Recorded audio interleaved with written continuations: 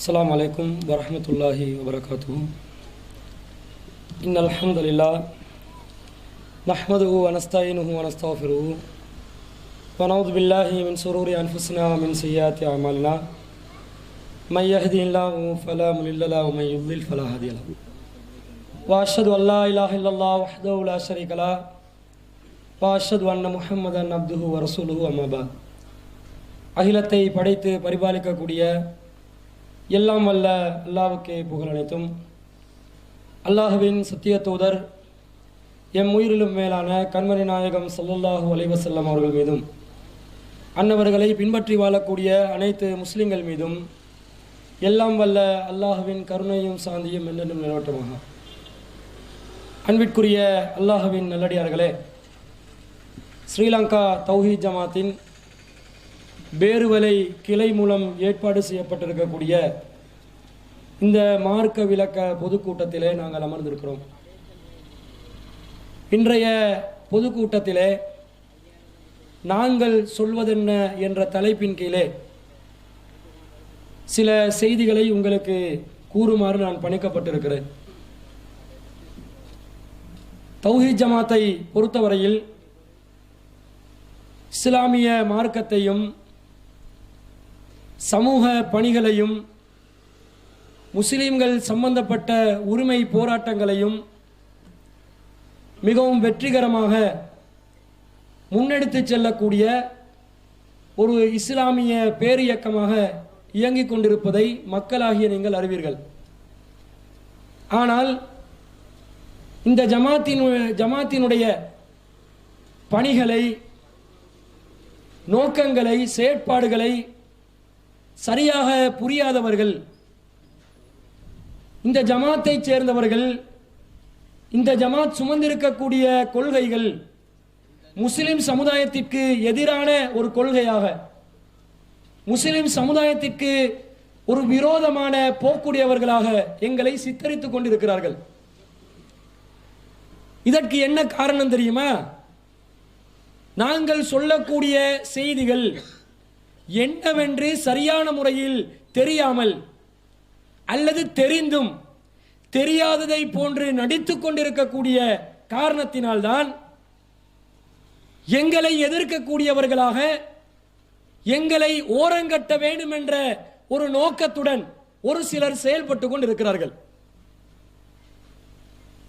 நாங்கள் என்ன சொல்கிறோம், என்ன பணிகளை நாங்கள் இந்த சமுதாயத்திலே முன்னெடுத்துக் கொண்டிருக்கிறோம், இதை பற்றி சற்று செவித்தாழ்த்தி யாராவது ஒருவர் நடுநிலையாக நேர்மையான பார்வையுடன், நேர்மையான மனசுடன், மனசாட்சியுடன் கேட்பார்கள் என்று சொன்னால் கண்டிப்பாக அல்லாஹ்வுடைய அருளின் காரணமாக நமது ஜமாத்துடைய பணிகளை தலைமை தாங்கி நடத்தக்கூடிய ஒரு அங்கத்தவராக, ஒரு நிர்வாகியாக, ஒரு உழைப்பாளராக அந்த சகோதரன் இருப்பார். ஏன் நாங்கள் என்ன சொல்கிறோம்? அல்லாஹ்வுடைய வேதமான திருமறை குர்ஆனை நாங்கள் பின்பற்ற வேண்டும் என்று சொல்கிறோம். இதுல முஸ்லிம் சமுதாயத்திற்கு ஏதாவது கருத்து வேறுபாடு இருக்குதா? அல்லாஹ்வுடைய திருமறை குர்ஆனை பின்பற்ற வேண்டும் என்று சொல்வது தவறான ஒரு செய்தியா? அது இஸ்லாத்துக்கு எதிரான ஒரு செய்தியா? இந்த முஸ்லிம் சமுதாயத்துக்கு துரோகம் இழைக்கக்கூடிய ஒரு செய்தியா? என்ன தவறு இருக்குது? இதைத்தானே முஸ்லிம்கள் செய்ய வேண்டும். முஸ்லிம் தலைவர்கள் குர்ஆனை நோக்கித்தானே மக்களை வழிநடத்த வேண்டும், மக்களை அழைக்க வேண்டும். இதை சொல்கிறோம். இதில் என்ன பிரச்சனை இருக்குது? நபிகள் நாயகம் ஸல்லல்லாஹு அலைஹி வஸல்லம் அவர்களை இறை தூதராக நாங்கள் அனைவரும் ஏற்றுக்கொண்டிருக்கிறோம். இறுதி தூதர், இறை தூதர், அகிலத்துக்கு அருட்கொடையாக அனுப்பப்பட்ட கண்மணி நாயகம், அந்த இறை தூதரை மாத்திரம் பின்பற்ற வேண்டும் என்று சொல்கிறோம். தௌஹீத் ஜமாத் நிர்வாகிகளை பின்பற்றுமாறு சொல்லவில்லை, சகோதரர் பிஜே அவர்களை பின்பற்றுமாறு நாங்கள் சொல்லவில்லை, இந்த ஜமாத்தை சேர்ந்த பேச்சாளர்களை பின்பற்றுமாறு நாங்கள் சொல்லவில்லை. யாரை பின்பற்றுமாறு சொல்கிறோம்? அல்லாஹ்வின் தூதர் ஸல்லல்லாஹு அலைஹி வஸல்லம் அவர்களை பின்பற்ற சொல்கிறோம். இது தவறா? இதுல என்ன பிரச்சனை இருக்குது? இதுல என்ன கருத்து வேறுபாடு இருக்குது? இதை சொல்வதனால் எங்களை ஒரு சிலர் எதிர்க்கிறார்கள் என்றால் என்ன அர்த்தம்? அவர்களுடைய வேதமாக குர்ஆனை அவர்கள் ஏற்றுக்கொள்ளலையா? அப்ப இறை தூதராக வழிகாட்டியாக நபிகள் நாயகத்தை அவர்கள் ஏற்றுக்கொள்ளவில்லையா? எதுக்கு அப்ப எதிர்ப்பு? எதுக்கு அப்ப குரோதம்? எதுக்கு அப்ப விரோதம்? அவசியமே இல்லையே. எல்லாரும் கைகோர்த்து கொண்டு இந்த அழகான சத்திய கொள்கையை, புரட்சிகரமான இந்த கொள்கையை நாங்கள் அனைவரும் சேர்ந்து கடைபிடிக்க வேண்டியதுதானே. என்ன சிக்கல்? இது காரணம் என்ன தெரியுமா?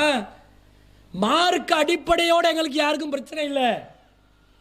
அதுக்காக எங்களை யாரும் எதிர்க்கல. தௌஹீத் ஜமாத் தவறான ஒரு கொள்கையை சொல்கிறது என்பதற்காக எங்களை யாரும் எதிர்க்கவில்லை. சரி என்று தெரியும், குர்ஆன் ஹதீஸ் தான் வழிகாட்டி என்று தெரியும். ஆனால் இந்த தௌஹீத் ஜமாத்துடைய போக்கில் இருந்து செயல்பட்டால் எங்களுக்கு அல்லாஹ்வோட சேர்த்து நாங்க இன்னும் சிலரையும் வழிபட்டு கொண்டிருக்கிறோமே, இன்னும் சிலரை நாங்கள் வணங்கி கொண்டிருக்கிறோமே, நபிகள் நாயகத்தோட சேர்த்து இன்னும் சிலரை நாங்கள் பின்பற்றி கொண்டிருக்கிறோமே, இன்னும் சிலரை வழிகாட்டியாக ஏற்றுக்கொண்டிருக்கிறோமே, அதுக்கு இடமில்லாம போய்விடும். இதான் பயம், இதான் பிரச்சனை, வேற பிரச்சனை இல்லை. அல்லாஹ்வின் தூதர் ஸல்லல்லாஹு அலைஹி வஸல்லம் அவர்கள் சொல்கிறார்கள், என்ன சொல்கிறார்கள்? பதல் இஸ்லாமு கரீபா, இந்த இஸ்லாமிய மார்க்கம் இருக்கிறதே அது ஒரு கரீபான நிலையில் ஆரம்பமானது. என்னென்னே தெரியாது, பல கடவுள்களை வணங்கி கொண்டிருந்த மக்கத்து காவிர்களிடம் இந்த அண்ட சலாசாலத்தையும் படைத்து பரிபாலிக்கக்கூடிய ஒரே ஒரு கடவுள் தான் இருக்கிறான் என்ற செய்தியை நபிகள் நாயகம் ஸல்லல்லாஹு அலைஹி வஸல்லம் அவர்கள் சொன்னபோது அந்த மக்கள் ஆச்சரியப்பட்டார்கள். எல்லா கடவுளையும் ஒரே ஒரு கடவுளாக்கிட்டாரா? ஒரு கடவுளா? ஆச்சரியமான செய்தியாக இருக்கிறதே, இது அதிர்ச்சியை தரக்கூடிய செய்தியாக இருக்கிறதே என்று புதுனமாக வித்தியாசமாக பார்த்தார்கள். இவ்வளவுக்கு அவங்க யாரு? இப்ராஹிம் அலைஹிஸ்ஸலாத்துடைய பரம்பரைன்னு சொல்லிட்டு வந்தாங்க, இஸ்மாயில் அலைஹிஸ்ஸலாத்துடைய பரம்பரைன்னு சொல்லிட்டு வந்தாங்க. அந்த மக்கள் இப்ராஹிம் நபியுடைய மார்க்கத்தை பின்பற்றுவதாக சொன்ன மக்கள் அல்லாஹ் ஒருவன் என்று சொன்ன உடனே ஆச்சரியப்பட்டார்கள். நபிகள் நாயகம் சொல்றாங்க, இப்படி ஒரு கரீபான நிலையில், யாருக்குமே தெரியாத ஒரு நிலையில், அறிமுகமற்ற நிலையில் இஸ்லாம் ஆரம்பமானது. வஸயஊது கரீபன் கமா பதா, எப்படி கரீபான நிலையில் இஸ்லாம் ஆரம்பித்ததோ இதே போல் ஒரு கரீபான நிலையில், அறிமுகம் இல்லாத நிலையில், வித்தியாசமான நிலையில், ஆச்சரியமான நிலையில், இஸ்லாம் என்னவென்றே தெரியாத ஒரு நிலைக்கு இஸ்லாம் போய்விடும். அந்த காலத்தில் தான் நாங்கள் இருக்கிறோம். ஃபதூபா லில் குரபா, நபிகள் நாயகம் சொல்றாங்க, அந்த டைம்ல வித்தியாசம் மாதிரி, புதுசு மாதிரி, ஆச்சரியம் மாதிரி, ஏற்கனவே குர்ஆன் ஹதீஸ்ல இருக்கிற சில செய்திகளே எடுத்து சொல்லுவாங்க. சொல்லும் போது மக்கள் வியக்கத்தக்க செய்திகளாக பார்ப்பார்கள். அப்படி மக்கள் ஆச்சரியப்படும் விதத்திலே குர்ஆன் ஹதீஸ்ல இருக்கக்கூடிய செய்தியை எடுத்து மக்கள் இதை விட்டு தூரமானாலும் பரவாயில்லை, அறிமுகமற்ற நிலையில் மக்கள் இருந்தாலும் பரவாயில்லை என்று அதை பற்றி கவலைப்படாமல் அல்லாஹ்வுடைய வேத வரிகளையும் நபி போதனைகளையும் உடைத்து சமுதாய மன்றத்திலே முன்வைப்பார்கள். யாரோ அவர்களுக்கு நற்செய்தி உண்டாகட்டும், அவங்களுக்கு சுபசோபனம் உண்டாகட்டும், நபிகள் நாயகம் ஸல்லல்லாஹு அலைஹி வஸல்லம் அவர்கள் சொல்கிறார்கள். அப்ப வித்தியாசமா பார்த்தா அந்த வித்தியாசத்தை சொல்றவங்களுக்கு நபிகள் நாயகம் வாழ்த்துறாங்க. எங்களை வாழ்த்த வேண்டிய நிலை, நீங்களே எங்களை வாழ்த்துறீங்க. இப்ப நாங்க எதை சொன்னோம்?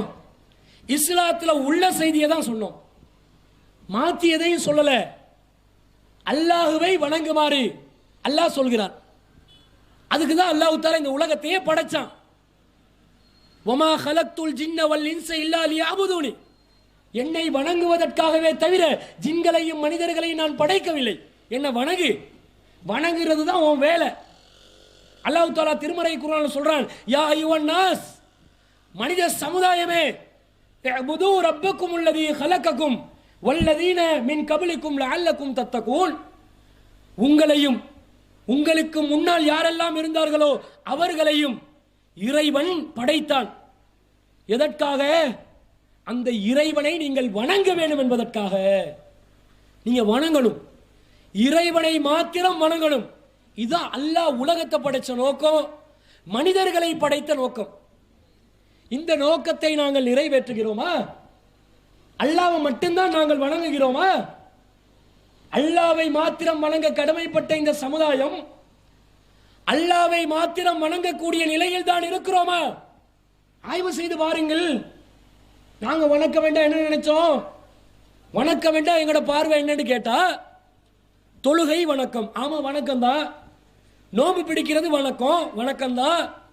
ஜக்காத்து ஹஜ்ஜி வணக்கம், வணக்கம் தான், மாற்று கருத்து இல்லை. இது மட்டும்தான் வணக்கமா? வணக்க வேண்டாம். நபிகள் நாயகம் என்ன சொல்றாங்க தெரியுமா? அத்வா ஹுவல் இபாதா, துஆ தான் வணக்க வேண்டாங்க. நீ துஆ கேட்கிறியே, கைகளை ஏந்தி இறைவனிடம் உன்னுடைய கோரிக்கைகளை முன்வைக்கிறியே, இதுதான் வணக்கம் என்றார்கள் நபிகள் நாயகம் ஸல்லல்லாஹு அலைஹி வஸல்லம் அவர்கள். ஏன் தெரியுமா? ஒருத்தன் தொழுகிறான், எதுக்கு தொழுகிறனே தெரியாமலும் தொழுவான், முகஸ்துதிக்காக தொழுவான். தனிமையில் தொழும்போது கோழி கொத்துற மாதிரி தொழுகிறவன் 10 பேர் பார்க்குறான்னு வைங்க, கொஞ்சம் அடக்க ஒழுக்கமாக தொழுவான். என்று அடுத்தவன் முகஸ்துதிக்காக, மன திருப்திக்காக, இவர் பெரிய இபாதத்சாலி என்று காட்டுறதுக்காக தொழுறவன் இருக்கிறான். அவன் உள்ளத்தில் அல்லாஹ்வை நான் தொழுகிறேன் என்ற எண்ணம் இல்லாத நிலையிலும், இஹ்லாஸான நோக்கம் இல்லாத நிலையிலும் தொழக்கூடியவர்களும் இருக்கிறார்கள். அல்லாஹ்வே சொல்றான், ஃபவைலுல் லில் முஸல்லீன், தொழுபவர்களுக்கு கேடு உண்டாகட்டும். யாருக்கு? எல்லா தொழுகையாளிக்குமா? இல்ல. அல்லதீனஹும் அன் ஸலாத்திஹிம் சாவூன் அல்லதீனஹும் யுராவூன், தொழுகையில சோம்பேறிகளாக நிக்கிறாங்க, அடுத்தவங்களுக்கு காட்டுறதுக்காக தொழுகிறாங்க, இவங்களுக்கு கேடுதான். நீ தொழுதாலும் கேடுதான், நீ தொழவில்லை என்றாலும் கேடுதான் என்றெல்லாம் சொல்கிறான். அப்ப தொழுகை என்பது இபாதத்தா இருந்தாலும் அதை ஈடுபடக்கூடியவனுடைய மனநிலையை வச்சு, அவனுடைய உள்ள தூய்மையை வச்சு அது வணக்கமா இல்லையாண்டு அல்லாஹ் முடிவு செய்வான். ஆனா கன்ஃபார்மா 100% அல்லாஹ் கிட்ட தன்னுடைய அடிமைத்தனத்தை வெளிப்படுத்தக்கூடிய ஒரு வணக்கமாக இருந்தால் அது என்ன? அதான் பிரார்த்தனை. ஏன் துஆ கேட்பான் அல்லாஹ் கிட்ட, இறைவா எனக்கு அதை வழங்கிவிடு, குழந்தை பாக்கியத்தை வழங்கிவிடு, செல்வத்தை வழங்கிவிடு, பதவியை வழங்கிவிடு, கல்வியை வழங்கிவிடு, அந்தஸ்தை வழங்கிவிடு, என்னை இழிவுபடுத்திடாதே, வறுமையை தந்திராதே என்று பலதரப்பட்ட பிரார்த்தனைகளை, தன்னுடைய தேவைகளை, தன்னுடைய பலவீனங்களை ஒப்புக்கொண்டு அல்லாஹ்விடத்தில் மன்றாடுகிறான். அந்த பிரார்த்தனையின் போது ஒரு அடியான் அவன் பலவீனத்தை ஒப்புக்கொள்வான். அல்லாஹ் தான் இறைவன், சர்வ அதிகாரமும் உள்ளவன், அனைத்தையும் செய்யக்கூடியவன், ஆற்றல் உள்ளவன் என்பதை பிரார்த்தனையின் போது ஒவ்வொருவனும் ஒப்புக்கொள்வான். ஆனா அது கூட்டு துவாவா நடந்தா கிடைக்காது. கூட்டு துவா கேட்கிறவனுக்கு என்ன கேட்கிறேன் அசினத்துக்கும் தெரியாது, ஆமீன் சொல்றவனுக்கும் தெரியாது. ஏன் தெரியுமா? கிட்டத்தில் மஹிந்த ராஜபக்சே கூட்டி போய் ஒரு பள்ளி வாசல்ல துவா செய்யறாங்க. என்ன துவா? அல்லாஹும்ம இஹ்தினா லி மஹிந்த ராஜபக்சா. அந்த அரபு வாசகம், அல்லாஹும்ம இஹ்தினா லி மஹிந்த ராஜபக்ச. என்னடா சொல்ற நீ? யா அல்லாஹ் எங்களுக்கு நேர்வழி காட்டு மஹிந்த ராஜபக்சக்க. என்னது இது? மஹிந்த ராஜபக்சக்கு எங்களுக்கு நேர்வழி காட்டு. என்ன சொல்றாய்? எங்களுக்கு நேர்வழி காட்டுன்னா எங்களுக்கு அப்ப நீ ஏற்கனவே இப்ப வழிகேட்டில் இருக்கிறியா? அடுத்தவனுக்கு மஹிந்த ராஜபக்சக்கு நீ நேர்வழியை கேட்கிறதா இருந்தா அல்லாஹும்ம இஹ்தி லி மஹிந்த ராஜபக்சா அப்படி சொல்லு. மஹிந்த ராஜபக்சவுக்கு நேர்வழியை காட்டுன்னு கேளு, எங்களுக்கு நேர்வழியை காட்டியன்னு கேட்டு சம்பந்தம் இல்லாமல் அவன் பேர் வரணும். தெரிஞ்ச துவா இதுதான். தெரிஞ்ச துவாவை கேட்டாச்சு, அவன் பேர் வந்தாச்சு, அவனுக்கு தெரியாது என்ன கேட்கிறான்னு தெரியாது, அவன் தலையாட்டிட்டு போறான். இப்படி கேட்கிறவனுக்கு என்ன கேட்கிறான்னு தெரியாது, பின்னாடி இருந்து ஆமீன் சொல்றவனுக்கு என்ன சொல்றேன்னு தெரியாது. அதனால் அந்த கூட்டு துவால சரி வராது. லைலத்துல் கத்ர் இரவு ஒரு இரவுல குர்ஆன் அல்லாஹ் அருளி இருக்கிறான். மகத்துவம் மிக்க இரவு தான், 1000 மாதங்களை விட சிறந்தது தான். அதில் உட்கார்ந்து கொண்டு துவா கேட்பாங்க, இஸ்திக்பார் செய்வாங்க. என்ன? ரப்பனா லலம்னா அன்ஃபுஸனா என்றுவாங்க. எல்லாரும் ஆமீன் என்றுவாங்க. என்னது? எங்கள் இறைவனே, ரப்பனா லலம்னா அன்புசனா, எங்களுக்கு நாங்களே அநியாயம் செஞ்சு கொண்டோம். பின்னாடி இருந்து ஆமீன், அப்படியே ஆகட்டும். ஏற்கனவே அநியாயம் செய்யாதவனும் இனிமேல் அநியாயம் செய்வானுங்க. இப்படி தானே பிரார்த்தனை செய்றீங்க. இதை இல்லை, தனிமையில் ஒருத்தன் இருந்து அல்லாஹ் கிட்ட கேட்கிறானே, அவன் பலவீனத்தை ஒப்புக்கொள்றான். வாந்தும் ஃபுகராவு இலல்லாஹ், அல்லாஹ் சொல்றான், டேய் மனிதர்களே, நீங்க எல்லாரும் அல்லாஹ்விடத்தில் தேவையுள்ளவர்கள், ஃபக்கீர்கள், பிச்சைக்காரன்டா. எல்லாரும் கேளு, நான் தான் வந்து கனி, நான் தான் வசதி உள்ளவன், நான் தான் அனைத்தையும் தரக்கூடிய சக்தி உள்ளவன், என்கிட்ட கேளுன்றான் அல்லாஹ். வைதா சாலக இபாதி அன்னி, என்னை பற்றி ஒரு அடியான் உம்மிடம் விசாரித்தால் நபியே சொல்லுங்க, ஃபஇன்னி கரீப், நான் அருகாமையில் இருக்கிறேன். உஜீபு தாவத தாயி இதா தஆனி, ஒரு துஆ கேட்பவன் துஆ கேட்கும் போது அவனுக்கு நான் பதிலளிக்கிறேன், அல்லாஹ் பதிலளிப்பான். அப்ப இது ஒரு இபாதத்து பாருங்க. இது இபாதத் என்று இஸ்லாம் சொல்லுது. நல்ல புரியுது. ஆஹா, இபாதத்து தான், கன்ஃபார்மா எங்கட பலவீனம், அல்லாஹ்ட வல்லமை எல்லாம் தெரியுது. ஆனா இந்த பிரார்த்தனையை நாங்க அல்லாஹ் கிட்ட மட்டும்தான் கேட்கிறோமா? அல்லாஹ் கிட்ட மட்டும்தான் துஆ கேட்கிறோமா? இல்ல, அல்லாஹ் அல்லாதவர்களிடம் நாங்கள் துஆ கேட்டுக்கொண்டு இருக்கிறோம். எப்படி கேட்கிறோம்? அவுலியாவே, மகானே, ஷேகு நாயகமே, எங்களுக்கு அந்த பாக்கியத்தை, இந்த பாக்கியத்தை, அதை இதை அனைத்தையும் தந்து விடுங்கள். கேட்கிறோமா இல்லையா? கேட்குறீங்களே, இது சரியா? கேட்டா அவங்க தருவாங்களா? அவுலியாக்கள் என்று சொல்லி ஒரு நம்பிக்கையை நாங்கள் வகுத்து கொண்டு இறை நேசர்கள் ஆகிவிட்டார்கள் என்று நாங்களாக முடிவு செய்து கொண்டு அவர்களிடம் எங்களுடைய கோரிக்கைகளை நாங்கள் கேட்கிறோமே, அந்த கோரிக்கையை அவர்கள் செய்மடுப்பார்களா? அவர்கள் அதற்கு பதிலளிப்பார்களா? இதெல்லாம் நாங்கள் சிந்திச்சு பார்த்தோமா? சிந்திக்கல. கேட்கிறோம். அல்லாஹ் தஆலா இதை சொல்றான், என்ன தெரியுமா? நீங்கள் என்னை விட்டு வேற யாராவது ஒருத்தங்கிட்ட துஆ கேட்டீங்கன்னு வைங்க, அது எந்த நிலை தெரியுமா? அல்லாஹ் கேட்கிறான், வமன் அலல்லு மிம்மை யதுஉ மின் தூனில்லாஹ், அல்லாஹ்வை விட்டுட்டு அல்லாஹ் அல்லாதவர்களிடம் பிரார்த்தனை செய்பவர்களை விட வழிகேடர்கள் யாரு? அல்லாஹ் கேட்கிறான். வழிகேடுடா, கேட்காதடா. ஏன் தெரியுமா? அல்லாஹ் யஸ்தஜீபு லஹு இலா யௌமில் கியாமா, கியாமத் நாள் வரைக்கும் அவனுக்கு பதிலளிக்க மாட்டார்களே, ஆன்சர் பண்ண மாட்டாங்களே. அப்ப நீ எப்படி கேட்கலாம்? அல்லாஹ் கேட்கிறான். கேட்கிறோமா இல்லையா? ரிஸ்க் கேட்கிறோமா இல்லையா? குழந்தை பாக்கியம் கேட்கிறோமா இல்லையா? அந்தஸ்து கேட்கிறோமா இல்லையா? நோய் நிவாரணத்தை கேட்கிறோமா இல்லையா? இதெல்லாம் யாருக்கிட்ட கேட்க வேண்டியது? அல்லாஹ்விடம் கேட்க வேண்டியதை அல்லாஹ் அல்லாதவர்களிடம் கேட்கிறோம். சக்தி பெற்றவர்களா? அதற்கு அவர்களுக்கு சக்தி இருக்கிறதா? அல்லாஹ் என்ன கேட்கிறான் தெரியுமா? குல், நபியே நீங்கள் சொல்லுங்கள், அத்தஅபுதூன மின் தூனில்லாஹி மா லா யம்லிகு லக்கும் லர்ரம் வலா நஃபா, நீங்கள் எந்த நன்மையும் செய்ய முடியாத, எந்த தீங்கையும் செய்ய முடியாத அல்லாஹ் அல்லாதவர்களிடம் நீங்கள் பிரார்த்தனை செய்கிறீர்களா? அவர்களை நீங்கள் வணங்குகிறீர்களா? அல்லாஹ் கேட்கிறான். நன்மை செய்ய முடியுமா? தீமை செய்ய முடியுமா? பாக்கியங்களை செய்கிறவன் யாரு? குழந்தை பாக்கியத்தை கொடுக்கிறவன் யாரு? வசதியை கொடுக்கிறவன் யாரு? கௌரவத்தை கொடுக்கிறவன் யாரு? ரிஸ்க தர்றவன் யாரு? அல்லாஹ் ரப்பல் ஆலமீன். அவன் தான் தர்றான். நீ எப்படிடா ஒரு சாதாரண மனிதரிடம் கேட்கலாம்? உலகத்தில் வாழக்கூடிய ஒரு மனுஷங்கிட்ட கேட்கிறான்னு வைங்க, அது தனி கணக்கு. அது எப்படி? அவர் அல்லாஹ் போல செயல்பட முடியாது. உலகத்திலே வாழக்கூடிய ஒரு மனுஷங்கிட்ட ஒருத்தன் போயிட்டு காசு கேட்குறான், எனக்கு காசு தாங்க, ஒரு 10 லட்சம் ரூபா தாங்க, அவன் கொடுக்குறான். இது என்ன? ரிஸ்க் கொடுத்துருக்கிறாரு, செல்வத்தை கொடுத்துருக்கிறான். அல்லாஹ் அல்லாத ஒருவன் செல்வத்தை கொடுத்துருக்கிறான். அப்ப இதை பத்தி இஸ்லாம் சொல்லிச்சா? இது சொல்லல. இது அல்லாஹ் சொல்றான், உலகத்தில் நீங்க யாரும் யாருக்கும் மனிதர்களுக்கு உதவி செய்யக்கூடிய முடியும். தாவனு அலல் பிர்ரி வத்தக்வா, தக்வாவிலும் நன்மையிலும் நீங்கள் ஒருவருக்கு ஒருவர் உதவி செய்து கொள்ளுங்கள். இதை சொல்லல. உலகத்தில் வாழக்கூடிய ஒருவன் கூட அல்லாஹ் உதவி செய்வதை போன்று செய்ய மாட்டான்.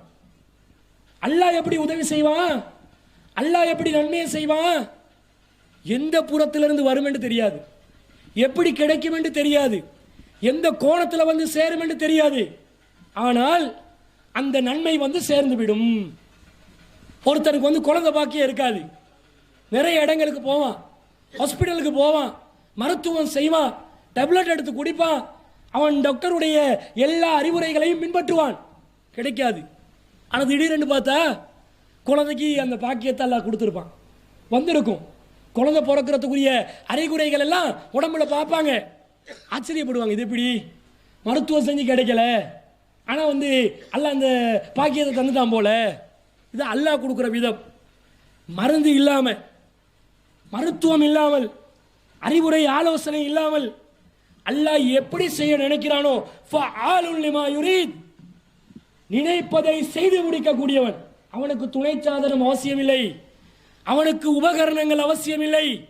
அல்லாஹ் அந்த மாதிரி கொடுப்பான். அல்லாஹ் வந்து அந்த குழந்தையை கொடுக்கறதுக்கு எந்த ஒரு மனிதனுடைய செயற்பாடுகளுக்கு எதெல்லாம் மனிதன் வந்து உதவி செய்வதற்கு தேவையாக இருக்குமோ அந்த நிபந்தனைகள் எல்லாம் ரத்து செஞ்சு அல்லாஹ் வந்து உதவி செய்வான், அல்லாஹ் நன்மையை செய்வான். ஆனால் உயிரோடு இருக்கக்கூடியவர்கள் கூட இந்த மாதிரி செய்ய முடியுமா?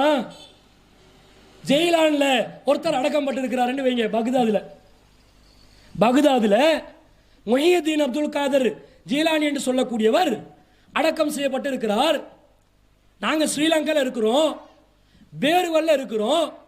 இங்கே இருந்து அவர்கிட்ட கேட்டா, முஹியுத்தீன் ஆண்டவரே எங்களுக்கு குழந்தை பாக்கியம் தாங்க என்று கேட்டால் அவரால் தர முடியுமா? தர முடியாது. முஹியுத்தீன் என்று உங்களோட மாப்பிள்ளைக்கு பேர் இருந்தால் கேட்டு பாருங்க, குழந்தை பாக்கியம் கிடைக்கலாம். ஆண்டவர் தருவாரா? தர முடியாது. உலகத்தில் உயிரோடு இருந்தாலும் பகுதாதில் ஒருத்தன் இருந்து இங்கே இருக்கக்கூடியவனுக்கு உதவி செய்ய முடியாது. மரணித்திருக்கக்கூடியவன் எப்படி உதவி செய்வான்? சாதாரணமாக நம்புறாங்க, உதவி செய்வதா நினைக்கிறாங்க, அவங்களுக்கு அந்த ஆற்றல் இருக்கிறதா நினைக்கிறாங்க. இதை அல்லாஹ் தஆலா அல்லாஹ்வுக்கு செலுத்த வேண்டிய வணக்கத்தை அல்லாஹ் அல்லாதவர்களுக்கும் செலுத்துவதாக அல்லாஹ் சொல்கிறான். இதை ஏற்றுக்கொள்ள முடியுமா? அல்லாஹ் தஆலா இதை வழிகேடு என்று சொல்கிறானே, இதை நாங்கள் சொன்னா நாங்கள் வந்து உங்களுக்கு எதிரிகள் ஆயிட்டோம். உங்களுக்கு நாங்கள் என்ன சொல்றோம்? அல்லாஹ் ரப்புல் ஆலமீன் எதை ஏகத்துவமாக சொன்னானோ அதற்கு மாற்றமான சதிவலைகள் பின்னப்பட்டு நம்முடைய நம்பிக்கைகள், கொள்கைகள் அனைத்தும் மாசுபடுத்தப்பட்டு வழிகேடை ஏகத்துவமாக சொல்லித்தரப்பட்டு கொண்டிருக்கிறது. அதை நாங்கள் இஸ்லாம் என்று நம்பிக்கொண்டிருக்கிறோம், அது கூடாது என்று நாங்கள் சொல்கிறோம். ஏன் எங்களுக்கும் உங்களுக்கும் பஞ்சாயத்து?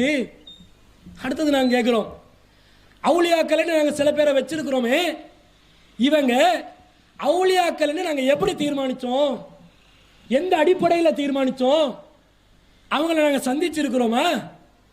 அவங்க எங்கிருந்து வந்தாங்க, எப்போ பிறந்தாங்க, எப்போ இறந்தாங்க, இந்த சமுதாயத்துக்கு அவங்க செஞ்ச நன்மைகள் என்ன, அவர்கள் இறையச்சம் உள்ளவர்களாக இருந்தார்களா இல்லையா, அவர்கள் இபாதத் செய்தார்களா இல்லையா, ஏகத்துவ கொள்கையை கடைபிடித்தார்களா இல்லையா, இந்த வரலாற்று செய்திகள் எங்களுக்கு தெரியுமா?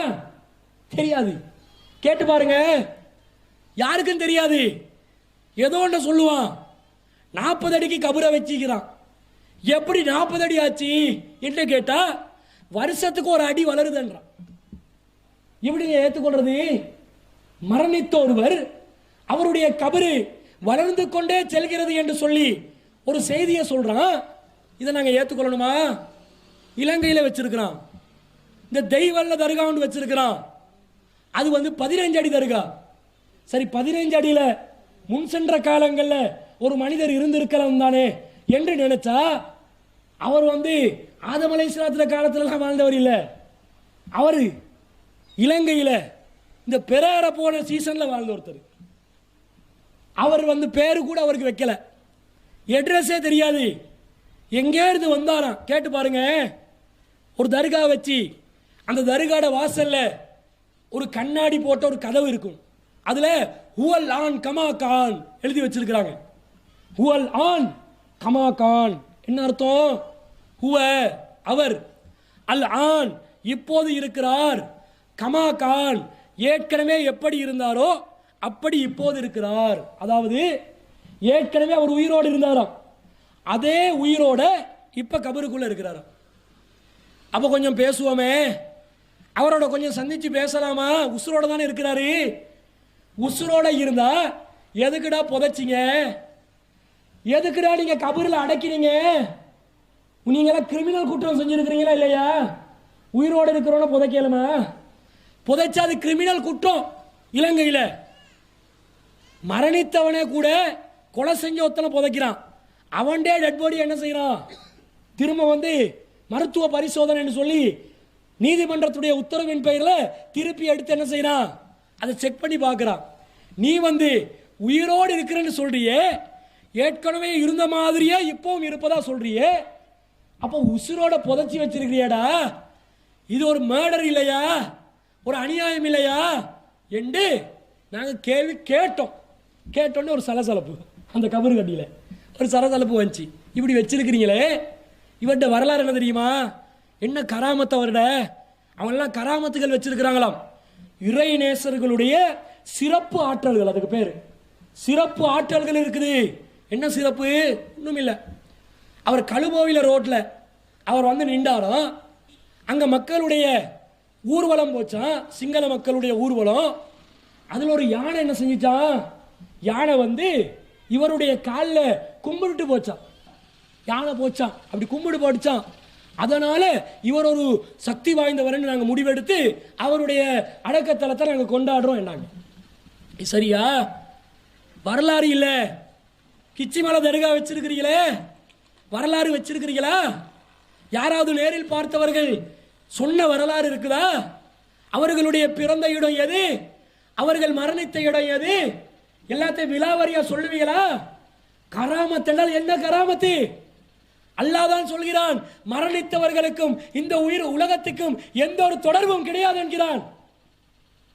அல்லாஹ் வந்து மரணித்தவர்களுக்கு எந்த ஆற்றலையும் வழங்கவில்லை என்று அல்லாஹ் சொல்கிறான்.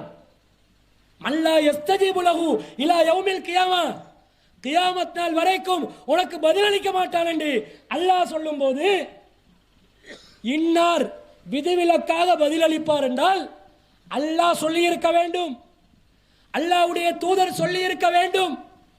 இந்த இரண்டு பேரும் சொல்லாமல் எவன் சொன்னாலும் சரி உலகத்தில் நாங்க கேட்கலாமா? முஸ்லீம்கள் யார் சொல்றதை கேட்கணும்? அல்லாஹ் சொல்றதை கேட்கணும், அல்லாஹ்வுடைய ரசூல் சொல்றதை கேட்கணும். சரி, ஏராவூருக்கு கொஞ்சம் போனீங்கண்டா, அப்படி ஏராவூர்ல ஆல் இன் ஒன் தர்கா வண்டிக்குது. All in one. அதுல வந்து ஒரே கூரைக்கு கீழே சில பொருட்கள் விற்கிற சொப்பு கிடைக்குமே, இந்த மாதிரி ஒரே கூரைக்கு கீழே 9 தர்கா. என்னடா 9 தர்கா வச்சிருக்கிறீங்க என்று ஆச்சரியமா. இதெல்லாம் நான் நேரடியாக போயிட்டு பார்த்த தர்காக்களை பற்றி சொல்கிறேன். கேள்விப்படாததெல்லாம் சொல்லலை, கேள்விப்பட்டதெல்லாம் சொல்லலை, காணாததை சொல்லலை. அந்த ஒரு பட்டியலுக்கு அதையும் சொல்கிறேன். இப்போ சொல்வது நேரடியாக பார்த்தது. அது பார்த்தா அவர் வந்து ஒரு அவுலியா ஒருத்தர் இருக்கிறாராம்.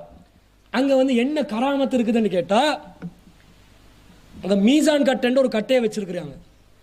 அதில் வந்து யாருக்காவது பாம்பு குத்துச்சுன்னு சொன்னால் உடனே வந்து அந்த விஷத்தை இந்த பலகையில் வச்சா, காலை வச்சா, அந்த பலகையில் கால் வச்ச உடனே அல்லது கையில் குத்துச்சுன்னா கையை வச்ச உடனே இந்த மீசான் கட்டை என்ன செய்யுமா? அப்படியே விஷத்தை உறிஞ்சி எடுத்துரும், ஃபுல்லாக உறிஞ்சி எடுத்துருமா. ஏன் தெரியுமா? அந்த மீசான் கட்டையை வச்சு ஏற்கனவே பாம்பு விஷத்தை உறிஞ்சி எடுத்த வைத்தியம் பார்த்தவர் தான் இந்த அப்பா அப்படின்ற.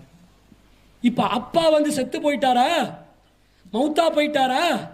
அந்த வேலையை அப்பா இல்லாமலே அப்பாவுடைய மீசான் கட்டை செய்து, இதான் நம்பிக்கை. சரி, உங்களோட கராமத்தா? அவ இப்போ டாக்டரெல்லாம் தேவை. விஷங்கு பாம்பு கடிச்சுச்சண்டா, பாம்பு கொத்திச்சண்டா அங்கெங்கே போகாதீங்க. கிழக்கு மாகாணம் சைடில் யாராவது இருந்தால் உடனே ஓடுங்க அந்த ஏராவூருக்கு. உடனே இழுத்து எடுத்துரு, ஒரு துளி வைக்காது உடம்புல. ஏன்னா இன்றைக்கி மருத்துவமனை யாருக்கிட்டே போகிறதுக்கு பயமாக இருக்குது. மீசாங்கட்டில் காலை வைங்க, உடனே உறிஞ்சி எடுத்துரும். அடுத்தது யாருன்னு கேட்டால் அதுதான் ஆச்சரியம். அந்த அப்பாவுடைய கபருக்கு மேல ஓல் ஐலண்ட் ஜேபி என்று போட்டிக்குது. இங்க என்னடா இது ஓல் ஐலண்ட் ஜேபியா? அப்போ ஓல் ஐலண்ட் ஜேபி எல்லாத்தையும் நீங்க அவுளியா ஆக்கிட்டீங்களா? ஆமாங்க. அவர் ஏற்கனவே ஓல் ஐலண்ட் ஜேபி தெரியுதானுங்க, ஜஸ்டிஸ் ஆஃப் பீஸ் ஜேபி, சமாதான ஒரு நீதவான் சொல்லி கொடுப்பாங்க, ஒரு கௌரவ பதவி, அது சைன் பண்றதுக்கு தேவையே. அந்த பதவியில இருந்து வேலை செஞ்ச ஒருத்தர் மௌத்தா போயிட்டார், இவ்வளவுதான். அவருக்கு தருக. அவ ஜேபி என்ற வரலாறு உருவானுச்சே 1802க்கு பிறகுதான். இப்ப இது லேட்டஸ்ட் அவுளியாண்டு விளங்குதா? அவ்வளவு போன அடுத்த தர்கா யார் தெரியுமா? Former chairman of Eravur council போட்டீங்க, கவுன்சில். ஏற்கனவே ஏராவூர் நகர சபையில, பிரதேச சபையில சேர்மனா இருந்து வருகிறாரே, அவர் மௌத்தா போயிட்டு அவருடைய கபரும் அங்க. யாரெல்லாம் அவுளியாக்குறிய? இது பரவாயில்ல. காத்தாங்குடியில இன்னும் சில கிழக்கு மாகாண பகுதிகளில் புறாக்கு தர்கா வச்சான். புறா தர்கா.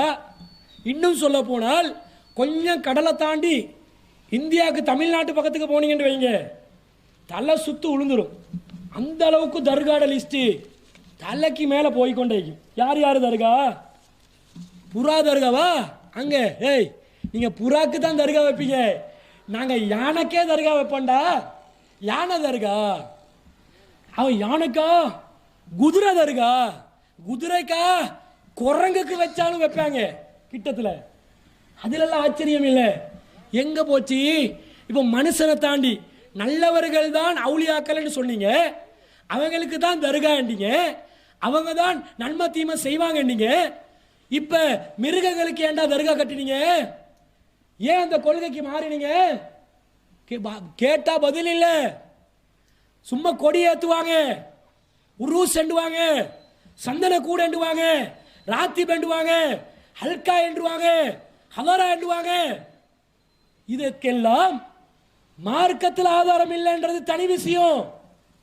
இது எல்லாத்தையும் கொண்டாடுறீங்களே, நீங்க அடிப்படையாக கட்டின இந்த தர்காக்கு உலக ரீதியாக சரி ஒரு நியாயத்தை கற்பிக்க கூடாதா? அப்படியும் இல்லை. அது பரவாயில்லை. இவங்க தர்காண்டு யாரை முடிவு செய்வாங்க தெரியுமா? ஒருத்தன் ஊர்ல முடி வெட்டாம தெரியுமா, பரட்ட தலையோட முடியை வளர்த்து கொண்டு பேன் புழுக்க திரிஞ்சு கொண்டு இருப்பான். அவனுக்கு முடி வெட்டாம இருக்கிறதுக்கு ஒன்றுக்கு அவங்க கிறுக்கு பிடிச்சிருக்கும், அல்லது முடி வெட்டுறதுக்கு காசு இருந்திருக்காது. கொஞ்சம் வித்தியாசமா எவனையாவது பார்த்தா போதும், உடனே அவன் மௌத்தா போன உடனே அவனுக்கு தர்காவை கட்டுருவாங்க. நாகூர் ஆண்டவருடைய பரம்பரைண்டுவான், மௌலானா பரம்பரைண்டுவான், உடனே தர்கா வந்துடும். இல்லாட்டி வாயில தண்ணியை எடுத்து குடிச்சு அதை கொப்பளிச்சு ஒருத்தண்ட மேல துப்புவான், அவனுக்கு தர்கா கட்டுற அளவுக்கு அவனை மகானாக்குவாங்க. வெத்திலைய சப்பி முகத்தில் உமிழுவான், அவனை தர்காலிருந்து அவுளியாண்டு ஆக்குவாங்க. அதே மாதிரி பல விஷயங்கள். பெண்களுக்கு தனியா அறையில கூப்பிட்டு, யாருமே வரக்கூடாது, பொம்பளை மட்டும்தான் வரணும் என்று சொல்லி தனியா அறையில கூப்பிட்டு அந்த பெண்களுக்கு முரீது கொடுக்குறோம் என்று முரீது கொடுப்பான், யாருக்கும் தெரியாம. என்ன முரீது போதோ தெரியல, அந்த முரீது கொடுக்குறவனை மகானாக்குவாங்க. சும்மா சொன்னோமா? சும்மா சொல்லவில்லை. நான் கொஞ்சம் பேர்வலை வாசிக்கிறேன் பாருங்க, அவுளியாக்கள்ட லிஸ்ட். இதங்க சில பேர் நம்ம நாட்டில் இருக்கிறாங்க, சில பேர் வெளிநாட்டில் இருக்கிறாங்க, இந்தியாவில். ரெண்டையும் மிக்சிங் ஆக்கி சொல்றேன் பாருங்க. பேரை பார்த்தா இவங்க எல்லாம் அவுளியாக்கலான்னு நீங்களே கேட்பீங்க. ஒரு அவுளியா பீமா பள்ளி அவுளியா பீடி மஸ்தான், பொறையார் பள்ளி அவுளியா கட்டி மஸ்தான், புதக்குடி பள்ளி அவுளியா சட்டி மஸ்தான், சங்கிலி மஸ்தான், மோனகுரு மஸ்தான், குரங்கு மஸ்தான், பக்கீர் மஸ்தான், அனுமான் அவுளியா, அணிப்பிள்ளை அவுளியா, பாஸ்போர்ட் அவுளியா, கபரடி அவுளியா, காட்டுபாவா அவுளியா, வேப்ப மரத்த அவுளியா, மாமரத்த அவுளியா, மரத்தடி அவுளியா, மரக்கட்ட அவுளியா, மோத்திபாவா அவுளியா, மிஸ்கீன் அவுளியா, பச்சை அவுளியா, பிச்சை அவுளியா, அப்துல் ரஸாக் அவுளியா, மலுக்கர் அவுளியா, மைதீன் அவுளியா, பல்லாக்க அவுளியா, பிரேக் சா அவுளியா, பிரேக் சோண்டு வைக்கல நல்ல நேரம், பிரேக் சா அவுளியா, தக்கடி அப்பா அவுளியா, காட்டப்பா அவுளியா, கட்டப்பா அவுளியா, பாகுபலி அவுளியா வந்தாலும் வந்துடும். என்னடா அவுளியா, இங்கே கேத்தல் பாபா அவுலியா, இங்கே கேத்தல் பாபா அவுலியா, இந்த மாதிரி அவுலியாக்களை வச்சு இதெல்லாம் வேடிக்கை. இதை விட ஜோக் என்ன தெரியுமா? ஸ்ரீலங்காக்காரன் நன்முஸ்லீம் ஒருத்தர் அவுலியா ஆக்கிட்டாங்க. கலே பண்டார் அவுலியான்னு ஒருத்தர் இருக்கிறார் தெரியுமா? கலே பண்டார் அவரை போயிட்டு அவுலியாக்கி, அந்த மனுஷனை அவுலியாக்கி அவன் வந்து ஒரு இஸ்லாத்தை தழுவியதாக சொல்கிறாங்க. உறுதியான ஆதாரம் இல்லை, ஒரு வரலாறு சொல்கிறாங்க. அவர் ஒரு அரசனுடைய மகன். சிங்கள மக்கள் அவங்கள கலே பண்டார தெய்வம் வேண்டுவாங்க. நம்ம மக்கள் பார்த்தோம், அது என்ன உங்களுக்கு மட்டுமா? அவர் முஸ்லீம் தானே, அதனால கலே பண்டார அவுலியா. நான் பொய்யா சொல்கிறேனா? இதெல்லாம் இந்த புற கேலண்டர் ரெண்டு ஒன்றுக்கு உதவாத ஒரு கேலண்டரை வச்சுருப்பான். அதில் முஸ்லீம்களுடைய விசேட தினங்கள் ஒரு பட்டியல் போட்டிருக்கும். அதை போட்டு பாருங்கள், வாசித்து பாருங்கள். சதகத்துள்ள அப்பா வருவார், பீரப்பா வருவார். அந்த ரெண்டு பேரோட ஒரு வரலாறு இருக்குது. இப்போ வாரணத்துக்கு வருவாங்க. அதே மாதிரி கலே பண்டார் அவுலியா நினைவு தினம் ஃபேஸ்புக்கில் ஒரு வீடியோ போட்டான். எல்லா தர்காக்களுக்கும் போனால் அந்த தர்காக்களில் அரபு மொழியில் எதையாவது சொல்லி யாசீன் ஓதுவாங்க, அல்லது ஏதாவது ஒரு திக்ரு அவுராத சொல்லி ராத்திபை சொல்லி ஏதோ ஒன்றை சொல்லி அதில் ஏதோ நடக்கிற மாதிரி காட்டுவாங்க. இந்த கலே பண்டார் அவுலியா கிட்ட போனால் அங்கே ராத்திபை எந்த மொழியில் வருது? சிங்கள மொழியில். ஆனால் யோவே தையாங்கே கலே பண்டார் தையாங்கே பீட்டன் ஒவ்வொரு கிசிம தூக்கணுவேவா சொன்னோடனே நம்ம மக்களுக்கு சவுண்ட் ஏதாவது வந்தால் நல்லது தானே. இந்த சவுண்டுக்கு தாங்க. என்ன மார்க்கத்தை வச்சு ஏன்டா விளையாடுறீங்க? கேலி கூத்தா போச்சா? இந்த சதகத்துள்ள அப்பா பீர் அப்பாவை சொன்னனே, பீர் முகமது அப்பா, அவர் வந்து பெரிய ஒரு கராமத்துள்ள ஒரு அவுளியாவை வச்சிருக்கிறாங்க. ஒரு தடவை இந்த சதகத்துள்ள அப்பா கிட்ட சொல்றாங்க, இந்த பீரப்பா வந்து தொலை மாட்டேன்றாரே, என்னப்பா இவர் அவுளியான்றாங்க, தொலை மாட்டேன்றாங்க. அந்த காலத்தில் இந்த விமர்சனம் இருந்துக்குது பாருங்க. தொழாதவங்களை தான் அவுளியா வச்சிருக்கிறாங்க. அப்போ அவர் வந்து சதகத்துள்ளப்பா சொன்னாரா, இருங்க நானே போய்ட்டு என்னன்னு கேட்டுட்டு வரேன். ரெண்டு பீரப்பா கிட்ட வந்தாராம். வந்து என்னங்க நீங்கள் தொலை மாட்டேன்ற ஒரு குற்றச்சாட்டு வருது, அது உண்மையா அப்படின்ட்டு கேட்குறாங்க. கேட்கும்போது அவர் சொல்கிறாரு, நானாவது தொழாமல் இருக்கிறதாவது. அவர் நெசவு தொழில் செய்கிறாராம். அந்த நெசவு தொழில் செய்கிறதுக்கு ஒரு குழியை தோண்டுவாங்க. அந்த குழியில் அவர்கிட்ட ஒரு காலை வச்சிருந்தார். அந்த காலை உயர்த்தி எடுத்தார். அப்படி எடுத்து அந்த பாருங்க நெசவு குழியை பாருங்க. சதகத்துள்ள அப்பா எட்டி பார்த்தாராம். பார்த்தா அதுக்குள்ள காபத்துள்ளா என்ன இருக்குது? காபத்துள்ளா இருக்க. இவர் பீரப்பா என்ன செஞ்சு கொண்டு இருக்கிறாரா? காபத்துள்ளால அப்படியே பயபக்தியோட தொழுந்து கொண்டு இருக்கிறாராம். அவர்கிட்ட காலடியில் காபத்துள்ளா, அந்த காபத்துள்ளால அவர் தொழுந்து கொண்டு இருக்கிறாராம். சதகத்துள்ளா அப்பாவுக்கு சொல்றாரு, நான் வந்து டெய்லி 5 டைம்ஸுக்கு எங்க போவேன் தெரியுமா? இந்த காபத்துள்ளால தான் போயிட்டு தொழுந்து வரேன். என்ன ஸ்பீடு, என்ன வேகம்! ஏரோப்ளேன் கண்டுபிடிக்காத காலத்துல எல்லாம் டிக்கெட் போடாம வீசா எடுக்காம ஹஜ் உம்ராக்கு அவன் அலைகிறான், எனக்கு வீசா தாடாண்டு. இவர் 5 டைம்ஸ் பிரேக்கு போயிட்டு வருவார். இப்படி தானே கதை வச்சிருக்கிறான். இது குர்ஆன்ல இருந்து சொல்றீங்களா, ஹதீஸ்ல இருந்து சொல்றீங்களா? ஏத்துட்டு போறோம். அல்லாஹ் சொன்னதாக சொல்லுங்கள், அல்லாஹ்வுடைய தூதர் சொன்னதாக சொல்லுங்கள், இது பரவாயில்லை. இதே பீரப்பா ஒரு முறை காட்டு மேட்டில் ஒரு இடத்துல வந்து குளிச்சு கொண்டு இருக்கிறாரு. அவர் என்ன செஞ்சாராம்? அப்படி அகண்டு காரினாராம். காரினா என்ன வரும் மனுஷனுக்கு? காரை கட்டி வரும், அல்லது சளி வரும், எச்சி வரும், இதுதானே காரினா வரணும். இவர் காரினோடனே அவர்கிட்ட குடலே வெளியே வந்துருச்சு. காரி அப்படி குடலை எடுத்து கழுவி கொண்டு இருக்கிறாராம். யாரு? பீரப்பா. சதகத்துல் அப்பா கண்டு என்ன ஆச்சரியமா இருக்குது, ஏங்க இப்படி செஞ்சீங்க, ஏன் இப்படி வந்து செய்றீங்க? இல்லை, என் குடலை வந்து நான் கழுவி கொண்டு இருக்கிறேன். குடல் வந்து அசுத்தமாயிருச்சான், அதை கழுவிட்டு திரும்ப அப்படி எடுத்து போடுவாராம். அவர் நினைச்சி இந்த குடல்ன்றது டொட்டோஃபியண்டு எடுத்து வாயில போட, திரும்ப காரினொன்னே வெளியே வர. சரி, குடலை வெளியே எடுத்து போட்டிய, ஒன்றும் தேவையில்ல. மலம் இருக்குதே, மலம் வெளியே வந்தால் அதை திருப்பி உள்ளுக்கு போட்டுக்கொள்ளலுமா? அதை செஞ்சு காட்டினாலே போதும், வேற ஒன்றும் தேவையில்ல. என்ன கதை? நம்ம குடல் வந்து வாய் உடம்பெல்லாம் வேறையா இருக்குமா, குடல் தனியா ஒரு கெஜெட் தனியா இருக்கிற மாதிரி. ஏன் இப்படி கதை அளக்குறீங்க? இந்த நம்பிக்கை தான் நாங்கள் வேண்டாம் என்கிறோம். இது தவறென்கிறோம். இதற்கு எந்த ஒரு ஆதாரத்தையும் அல்லாஹ் அருளவில்லை என்று சொல்கிறோம். இதை சொன்னால் நாங்கள் தவறு சொன்னதாக நீங்கள் சொல்வீர்களா? நபிகள் நாயகம் ஸல்லல்லாஹு அலைஹி வஸல்லம் அவர்கள் சொல்கிறார்கள், அவங்க மரண தருவாயில் இருக்கிறாங்க, கஷ்டப்படுறாங்க. 2 பேருடைய சக்கராத்துடைய வேதனையை நபிகள் நாயகம் அனுபவித்துக் கொண்டிருக்கிறாங்க. தொழுகைக்காக எந்திரிச்சு நிற்கிறாங்க, மூர்ச்செழுந்து விழுறாங்க, முடியல. அந்த நபிகள் நாயகம் ஸல்லல்லாஹு அலைஹி வஸல்லம் அவர்கள் என்ன கேட்கிறாங்க தெரியுமா?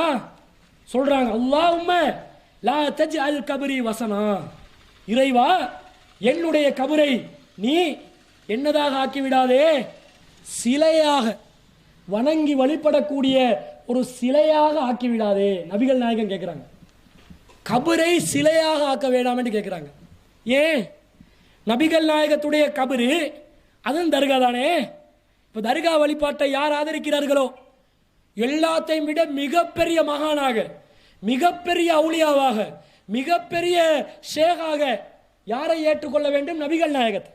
அவங்க தானேங்க மகானு, அவங்க தான் அவுலியா, அவங்க தான் ஷேகு.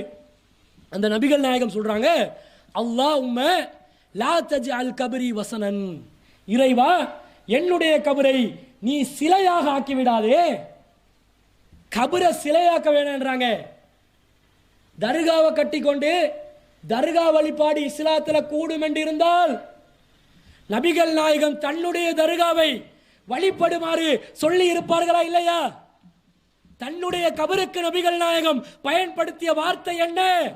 வசனன், அது சிலை. ஏன் தெரியுமா?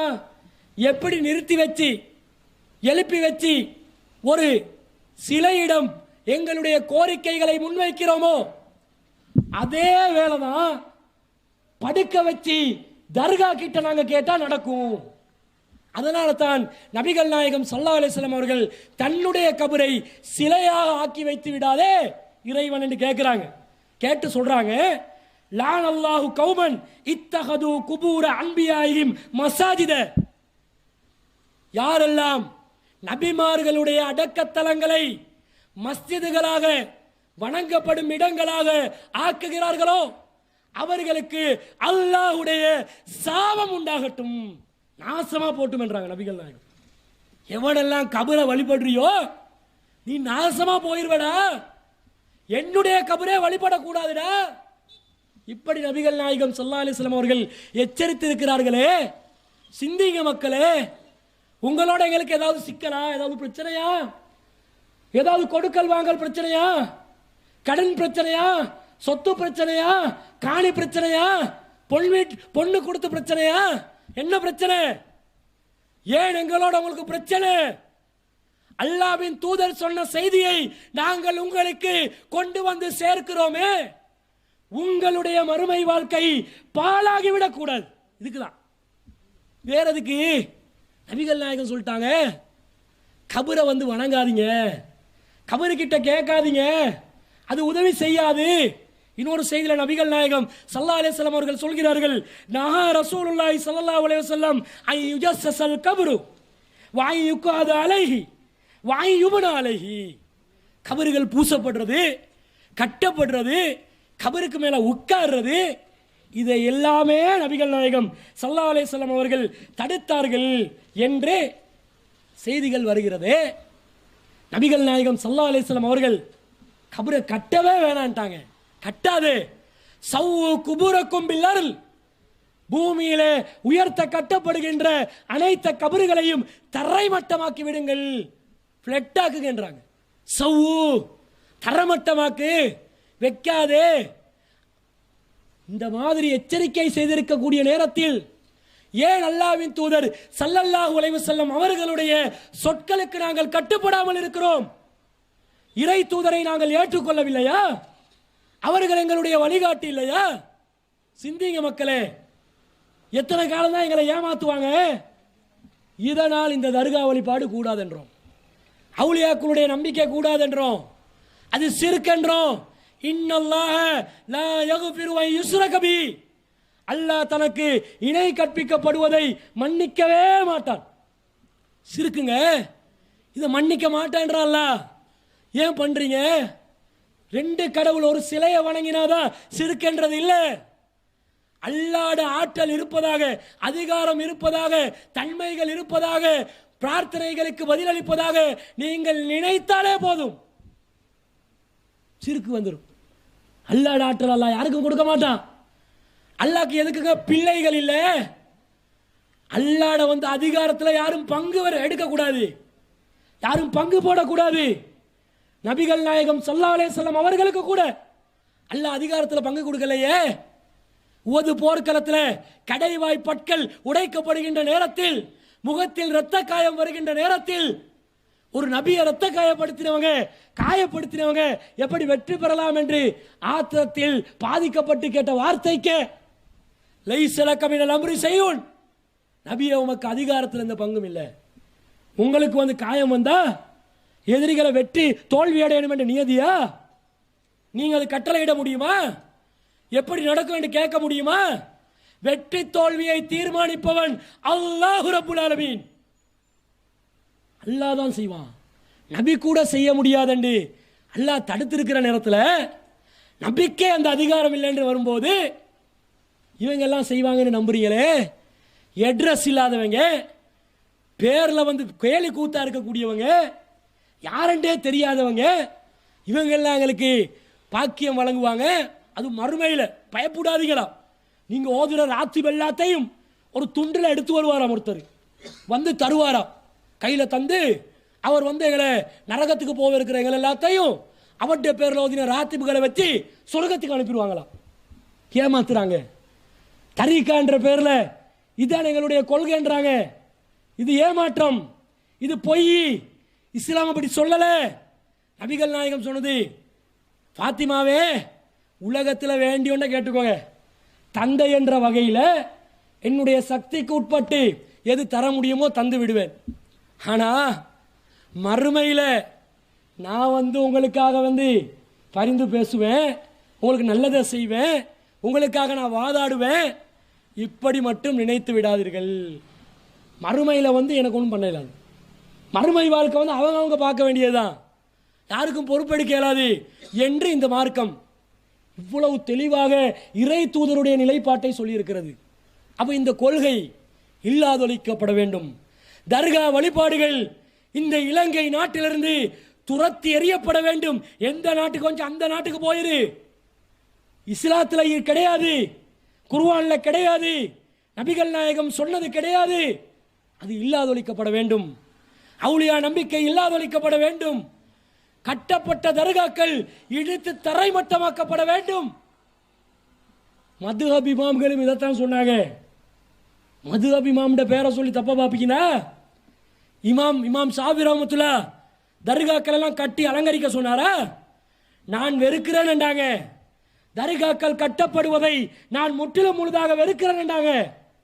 இமாம் ஷாஃபி ரஹ்மத்துல்லாஹ் மதுஹபை பின்பற்றுவதாக சொல்லிக் கொண்டுதானே இலங்கையில் இருக்கிறீங்க.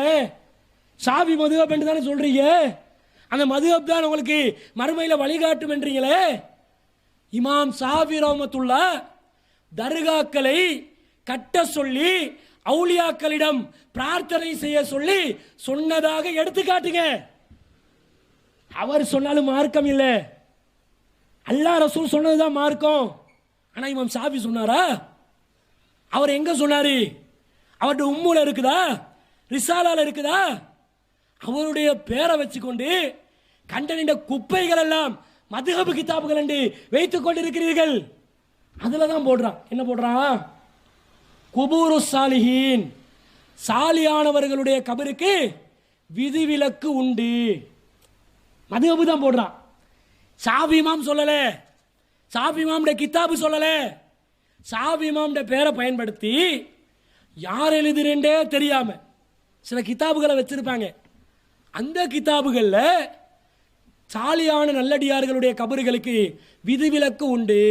கபரை தரமட்டமாக்கத்தான் வேணும், நல்லடியார்களோட கபரை தரமட்டமாக்க கூடாது. ரசூலா யாருடைய கபரை தரமட்டமாக சொன்னாங்க? நபிமார்களுடைய கபரை வணங்கமிடுமாக ஆக்கப்படுவதையே நபிகள் நாயகம் ஸல்லல்லாஹு அலைஹி வஸல்லம் அவர்கள் வெறுக்கிறார்கள். இவர்கள் நல்லடியார்களுடைய கபரை அதை கொண்டாடணுமா, அது வணங்கமிடமாக்கணுமா? மார்க்கத்தில் இல்லை. அதுலேயும் குழப்பி வச்சிருப்பான். குபுரு ஸ்டாலினுக்கு வந்து விதிவிலக்கு உண்டு, ஆனாலும் அதுக்கு மாற்றமான கருத்து தான் சரியானது. ஆனாலும் சிலர் செய்திருக்கிறார்கள். எல்லாமே செய்கிறவனுக்கு செய்ய விடுறது, செய்யாமல் இருக்கிற நினைக்கணும், செய்யாமல் இருக்கிறதுக்கு எல்லாத்துக்கும் சேர்த்து குழப்பி அடித்து உங்களை குழப்பி வச்சிருக்கிறாங்க. இதை விட்டு விடுபட வேண்டும். இது சிறுக்கு. நாங்கள் அல்லாவை வணங்குவதற்காக வந்தவர்கள்.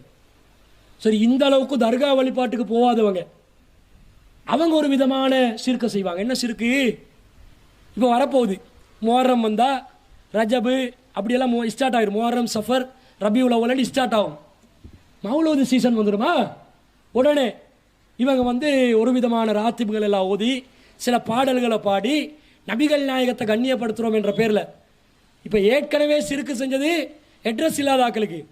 இப்போ யாருக்கு வந்து இவங்க சிறுக்கு செய்ய போகிறாங்கண்டா, நபிகள் நாயகத்தை அல்லாஹ்வாக்குவாங்க. இப்போ என்ன, மௌலூது மீலாது சீசனில் மௌலூது பாடல்கள் ஓதுவாங்க, படிப்பாங்க. அந்த பாடல்களில் சிறுக்கான வார்த்தைகள் நிறைஞ்சிருக்குது. ஆனால் இபாதத்தை நினைச்சு கொண்டு அப்பாவி மக்கள் செய்து கொண்டு இருக்கிறாங்க. இபாதத்தை நினைச்சு இந்த அரபுல தானே இருக்குது. என்ன கருத்துன்னு தெரியா, என்ன சொல்ல வருதுன்னு தெரியா, காலாகாலமாக சொல்லி வந்தது என்று நினைச்சு அரபுல இருக்கிறதுனால மார்க்கம் நினைச்சு செய்வாங்க. அதில் ஒரே ஒரு ராத்திபை மட்டும் சொல்லி காட்டுறேன், ஒரே ஒரு பாடலை மட்டும். அதை சொன்னாலே எந்த அளவுக்கு சிறுக்கண்டு விளங்கும். யா நபி சலாம் அலைக்கும் என்று வைப்பாங்க. அதில் அந்த யா நபி சலாம் அலைக்கும் என்ற அந்த பைத்தை அதை பாடுற நேரம் மட்டும் எல்லாரும் எழுப்பி நிற்பாங்க. பார்த்துப்பீங்க நீங்கள், சபையில் வந்து அமர்ந்திருக்கக்கூடிய எல்லாரும் எழுந்து நிற்பாங்க. நின்று யா நபி சலாம் அலைக்கும், யா ரசூல் சலாம் அலைக்கும், யா ஹபீப் சலாம் அலைக்கும், சலவாத்துல்லா அலைக்கும் அப்படின்வாங்க. எந்திரிச்சு நின்று நபியே சலாம் அலைக்கும், ரசூலே சலாம் அலைக்கும், எனது நேசத்துக்குரியவரே ஹபீபே சலாம் அலைக்கும், உங்கள் மீது அல்லாஹ்வுடைய அருள் உண்டாகட்டும் இப்படி என்றுவாங்க. சில பகுதிகள் எப்படி பாடுவாங்கண்டா, யா நபி சலாம் அலைக்கும் மருகபா, நபியே சலாம் அலைக்கும் வெல்கம். மருகபாண்டா வெல்கம் பண்றது, மருகபா வெல்கம். ரசூலே சலாம் அலைக்கும் வெல்கம் மருகபா, ஹபீபே சலாம் அலைக்கும் மருகபா வெல்கம். என்ன வெல்கமா? இவங்க எழுப்பி நிற்கிறதுக்கு காரணம், இதை சொல்லும் போது நபிகள் நாயகம் ஸல்லல்லாஹு அலைஹி வஸல்லம் அந்த சபைக்கு ஆஜராகுகிறார்கள். என்ன நம்பிக்கை? நபிகள் நாயகம் ஆஜராகுவாங்களாம், அவங்க இந்த சபைக்கு வந்து நிற்பாங்களாம். அதனால தான் வெல்கம் பண்றாங்க, வரவேற்கிறாங்க நபிகள் நாயகத்தை. இது எப்படிப்பட்ட சிறுக்கு தெரியுமா? நபிகள் நாயகம் ஸல்லல்லாஹு அலைஹி வஸல்லம் அவர்கள் ஒரு இடத்துக்கு மட்டும்தான் ஆஜராகுவாரா? அப்ப உலகத்தில் எந்தெந்த இடங்கள் எல்லாம் மௌலூத் ஓதப்படுதோ எல்லா இடத்துக்கும் அவங்களோட வாதப்படி நபிகள் நாயகம் ஆஜராகணும். இப்போ நபிகள் நாயகம் எங்கே இருக்கிறாங்க? அடக்கம் செய்யப்பட்டு இருக்கிறாங்க, மதீனால இருக்கிறாங்க. மஸ்ஜிது நபவியில் அவங்களோட ஆரம்பத்தில் இருந்த அந்த வீட்டில் அடக்கம் செய்யப்பட்டாங்க. அந்த கபரில் நபிமார்களுக்குரிய அந்த வாழ்க்கையில் அவங்க இருக்கிறாங்க. இந்த நபிகள் நாயகம் மௌலூது சபைக்கு ஆஜராகிறதா இருந்தால் ஒரே நேரத்தில் பேருவலையில் 50 இடத்துல மௌலூத் ஓதினாங்கன்னு வைங்க, என்ன செய்யணும்? பேருவலைக்கு மட்டும் ஒரே டைமில் 50 அவதாரங்கள் எடுத்து நபிகள் நாயகம் என்ன செய்யணும்? இப்போ அவதாரம் எடுக்கணும். அவதாரம் எடுத்து 50 சபைகளுக்கு ஆஜராகணும். நபியை கடவுளாக்கிட்டியா? எப்படி அல்லாஹ் எல்லா இடத்துக்கும் எல்லாத்தையும் பார்ப்பானோ, எல்லாத்தையும் கண்காணிப்பானோ, அல்லாஹ் கூட உலகத்தில் ஒவ்வொரு இடத்துக்கும் ஆஜராகி கொண்டு இருக்க மாட்டான். இவங்க என்ன பண்ணுறாங்க? நபியை ஒவ்வொரு இடத்துக்கும் அனுப்பி வைக்கிறாங்களாம், வர வைக்கிறாங்க. இது சிறுக்கு இல்லையா? நபிகள் நாயகம் இப்படி தான் சொன்னாங்களா? டேய், நீங்கள் சலாம் சலவாத் சொல்றீங்களே, என் பாங்கில் வந்து என் பேரை கேட்டா நீங்கள் சொல்லக்கூடிய சலவாத்தை கூட நான் காது கொடுத்து கேட்டு அதுக்கு வந்து நான் பதில் சொல்வேனா? அத்தையாத்தில் அஸ்ஸலாமு அலைக்க ஐயுவன் நபியு, நபியே உங்களுக்கு சலாம் உண்டாகட்டும் என்று சொல்லும்போது அந்த சலாத்துக்கு நான் ஒவ்வொரு தொழுகைக்கும் ஆஜராகி வாலைக்கும் சலாம் என்று பதில் சொல்வேன் என்று சொன்னார்களா? ரசூலுல்லாஹ்க்கு அத்தையாத்தில் நாங்கள் சலாம் சொல்கிறோம். ஒரு நாளைக்கு 17 ரக்காத்தில் எத்தனை அத்தையாத்து வருது?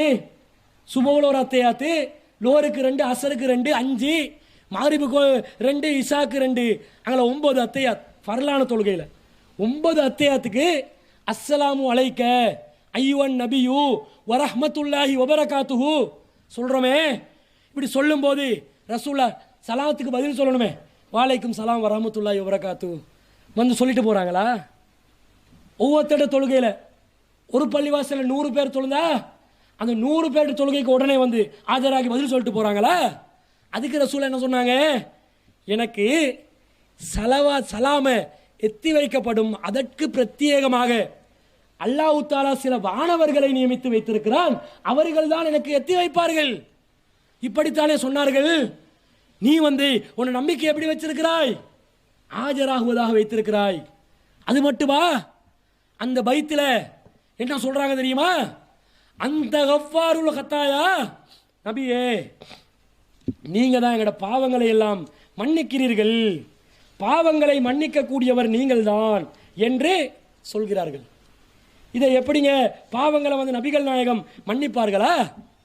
பாவம் மன்னிக்கிற ஆற்றலை அல்லாஹ் தஆலா நபிகள் நாயகத்துக்கு கொடுத்தாங்களா? கொடுத்தானா?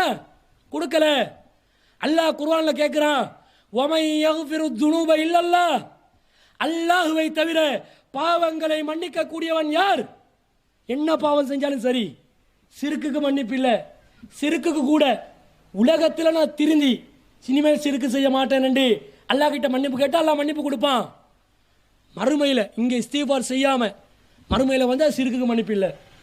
உலகத்தில் அல்லாஹ் கேட்கிறான், குல் யா இபாதியல்லதீன அஸ்ரஃபு அலா அன்ஃபுஸிஹிம், தனக்குத்தானே அநியாயம் செய்து கொண்ட என்னுடைய அடியார்களே, லா தக்னது மின் ரஹ்மத்தில்லாஹ், என்னுடைய அருளில் நீங்கள் நம்பிக்கை இழந்து விடாதீர்கள்.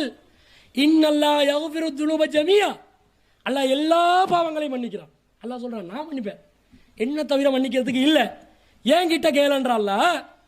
அதை சொல்லித்தந்த நபிகள் நாயகம் ஸல்லல்லாஹு அலைஹி வஸல்லம் அவர்கள்கிட்ட இவங்க மன்னிப்பு கேட்குறாங்க. அரபு தெரியலண்டா என்ன செய்யணும்?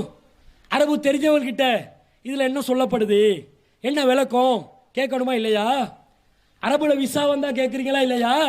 அரபுல கடிதம் வருது, உங்களுக்கு ஏதாவது கிடைக்க போகுது மாதிரி ஏதாவது ஒரு நிறுவனத்திலிருந்து கடிதம் வந்தால் உடனே டிரான்ஸ்லேட்டர் தேடி, ஸ்வான் டிரான்ஸ்லேட்டரை தேடி மொழிபெயர்த்து விளங்கி கொள்றீங்களா இல்லையா? உலகத்தில் உங்களுக்கு ஃபாய்தா வேணுமெண்டா அதற்காக பாடுபடுகிறீர்கள். மறுமை விஷயம் என்று வரும்போது ஏன் கண்டு கொள்ளாமல் இருக்கிறீர்கள்? ஏன் போயிட்டு கேட்க முடியாது? தெரிந்த அரபு தெரிந்தவர்களிடம் இதனுடைய கருத்து என்ன, தௌஹீத் ஜமாத் சொல்கிறதே அது சரியா பிழையா கேட்டு தெரியுங்க. தவறண்டா விடுங்க, நாங்க தவறா சொன்னோம்டா எங்களுக்கு தெளிவுபடுத்துங்க, வாங்க பேசுங்க, உங்களோட மௌலூது சரியென்று நிரூபிச்சுட்டு போங்க. எதையுமே செய்யலைன்னா எப்படிங்க ஆகும், சரியாகும்? இந்த மாதிரி நபிகள் நாயகத்துக்கிட்ட நோய் நிவாரணம் கேட்குறாங்க. முபுரி சகாம், அவர் தான் வந்து நோய்களை அப்புறப்படுத்தக்கூடியவர், குணப்படுத்தக்கூடியவர் என்று நபிகள் நாயகத்துக்கிட்ட நோய் நிவாரணம் கேட்குறாங்க. இந்த மௌலூதுகளில் நடக்குது. இதே மாதிரி இந்த சமுதாயத்தில் என்னென்ன சிறுக்கெல்லாம் இருந்துச்சோ இது எல்லாத்தையும் பட்டியல் போட்டு மக்களுக்கு தெளிவுபடுத்தி கஷ்டப்பட்டு ஒரு சமுதாயத்தை நாங்கள் வார்த்தெடுத்தோம். எந்த சமுதாயம்? அந்த சமுதாயம் வந்து ஏகத்துவ சமுதாயம் என்று தங்களுடைய பெயரை சொல்லிக் கொண்டார்கள். அந்த சமுதாயத்துக்கிட்ட இப்ப பார்த்தா என்ன நடக்குது தெரியுமா? அவங்க கிட்ட ஒரு சிறுக்கு ஒன்று வந்து சேர்ந்துக்குது. ஏகத்துவ சமுதாயத்துக்கிட்ட புதுசா ஒரு சிறுக்கு. என்ன சிறுக்கு? அவங்க இந்த சூனியத்தை நம்புறாங்க. அட, ஏகத்துவத்தில் இருக்கிறதா சொல்றியே, நீ ஏகத்துவ கொள்கையை கடைபிடிக்கிறதா சொல்றியே, ஏகத்துவத்துக்கு எதிரான அனைத்து சிறுக்கையும் விட்டு நாங்கள் விடுபட்டு வந்தோம் என்று சொல்கிறியே, நீ எப்படி இந்த சூனிய நம்பிக்கையை நம்பலாம்? சரி, ஒரு காலத்தில் தெரியாமல் இருந்துச்சு, மௌலூது சிறுக்கென்று தெரியாமல் இருந்த மாதிரி, தர்கா வழிபாடு சிறுக்கென்றது தெரியாமல் இருந்த மாதிரி, சூனியமும் சிறுக்கென்றது தெரியாமல் இருந்திருக்கும். தெளிவுபடுத்துகிறோம், எடுத்து சொல்கிறோம். சூனியக்காரனுக்கு ஆற்றல் இருப்பதாக நம்புவது இணை கற்பித்தல் என்று விரிவாக ஆய்வு ரீதியாக சொல்கிறோம். அதற்கு பிறகும் இந்த சூனியத்துக்கு ஆற்றல் இருக்கிறதா சொல்றியே, அதுக்கு சக்தி இருக்கிறதா சொல்றியே, இது எப்படி சரியாகும்? இதுக்கு பதில் சொல்ல சொன்னா ஒருத்தர் வர்றான் இல்லை, முதல்ல வரணும். இந்த சிறுக்கு முஸ்லிம் என்று சொல்லக்கூடிய ஏகத்துவ பெயரை சுமக்காதவர்களிடம் இருக்கிறது கூட ஆச்சரியப்படுறதுக்கு இல்லை. அதை விட கடுமையான சிறுக்கெல்லாம் அவங்க கையில் இருக்குது. உன்கிட்ட இருக்க எப்படி இருக்கிறான்? நீ எப்படி இந்த நம்பிக்கையை நம்பலாம்? சூனியக்காரனுக்கு ஆற்றல் இருக்கிறதா? அல்லாஹ் சொன்னானா? அல்லாஹ்வுடைய தூதர் சொன்னார்களா? இல்லையே. சூனியக்காரனுக்கு ஒரு மனுஷனுக்கு பாதிப்பு ஏற்படுத்துகிற ஒரு விதம் இருக்குது. ஒருத்தருக்கு ஒரு பாதிப்பு ஏற்படுத்தணும் என்றா, ஒருத்தருக்கு ஒரு தாக்கத்தை ஏற்படுத்தணும் என்றா, ஒரு காயத்தை ஏற்படுத்தணும் என்றா, ஏதோ ஒரு உபகரணத்தை பயன்படுத்தி, சாதனத்தை பயன்படுத்தி அடிச்சு உதச்சி, அல்லது ஏதோ ஒரு சதி செஞ்சு, ஒரு சூழ்ச்சி செஞ்சு, அல்லது ஏசி மிரட்டி பார்வையால் உருக்கி இப்படி சூனியம் செய்யலாம், இப்படி தாக்கத்தை ஏற்படுத்தலாம். இந்த தாக்கம் ஒரு மனுஷனுக்கு ஏற்படுத்துகிற தாக்கம். ஆனால் நீ சொல்லக்கூடிய சூனியத்தால் ஏற்படுத்தக்கூடிய தாக்கம் என்றால் என்ன? ஒருத்தனுக்கு குடும்பத்தில் பகை இருந்தால் போதும், அவன் பொருளாதாரத்தில் ஏதாவது பிரச்சனை ஏற்படுத்தணும், அவன் ஆரோக்கியத்தில் ஏதாவது ஒரு பாதிப்பை ஏற்படுத்தணும், நோயை ஏற்படுத்தணும், கஷ்டத்தை ஏற்படுத்தணும் என்று சொல்லி உடனே ஒரு சூனியக்காரங்கிட்ட போகிறான். அந்த சூனியக்காரன் என்ன பண்ணுறான்? சரி, சம்பந்தப்பட்டவங்களுடைய பேரத்தா, அவன் உம்மாட பேரத்தா, அவனுடைய பிறந்த திகதியத்தா தெரியுமெண்டா, அல்லது அவனுடைய தலைமுடியத்தா, அவனுடைய அசுத்தத்தா, அவனுடைய சிறுநீரத்தா என்று கேட்குறான். இவங்க எடுத்து கொடுக்குறாங்க. கொடுத்த உடனே சூனியக்காரன் அதில் மந்திரிக்கிறான், என்னமோ சொல்கிறான், அவனுக்கு தெரிஞ்ச மொழியில் சொல்கிறான். அவன் சூனியத்தை எந்த வித்தையை கற்றுக்கொண்டு இருக்கிறானோ அந்த சில வார்த்தைகளை அவன் ஜபிக்கிறான். இப்படி ஜபிச்ச உடனே அந்த யாருக்கு சூனியம் செய்யப்படணுமோ அவட்ட கால் முடங்கணுமெண்டா கால் முடங்குது, கை முடங்கணுமெண்டா கை முடங்குது, பார்வை போகணுமெண்டா பார்வை போகுது, மனக்குழப்பம் ஏற்படுத்தணுமெண்டா குழப்பம் ஏற்படுத்துது, அவனுக்கு பைத்தியம் வரணுமெண்டா பைத்தியம் வருது, அவன் பொருளாதாரத்தில் பிரச்சனை வரணுமெண்டா பிரச்சனை வருது. இப்படி இந்த சூனியத்தை நம்பக்கூடியவர்கள் சொல்கிறார்கள். இது நடக்குமா? இப்படி செய்யலாமா? யாருக்குங்க நடந்துச்சு? ஒருத்தனுக்கு ஆக்சிடென்ட்ல கால் போச்சுன்னு வைங்க, ஆக்சிடென்ட்ல கால் போச்சா சூனியத்தில் கால் போச்சான்னு எப்படிடா கண்டுபிடிச்சாய்? நீ எப்படி கண்டுபிடிச்சாய்? அளவுகோல் என்ன? சூனியத்தால தான் அவனுக்கு பாதிப்பு வந்துச்சு என்பதை நீ எப்படி கண்டுபிடி? உனக்கு மறைவான ஞானம் இருக்குதா? அல்லாஹ்க்கு மாத்திரம் இருக்கக்கூடிய அந்த மறைவான ஞானத்தை நீ கண்டுபிடித்து விட்டாயா? இல்ல அவர் சொல்றாரு சொன்னா நடக்குமா? ஆனா முதல்ல சூனியக்காரனுக்கு சூனியத்தை வச்சு தாக்கத்தை ஏற்படுத்துறது இல்ல. சூனியக்காரனுக்கு முதல்ல எழுமைனா நேரடியா எனக்கு அடிக்க சொல்லு.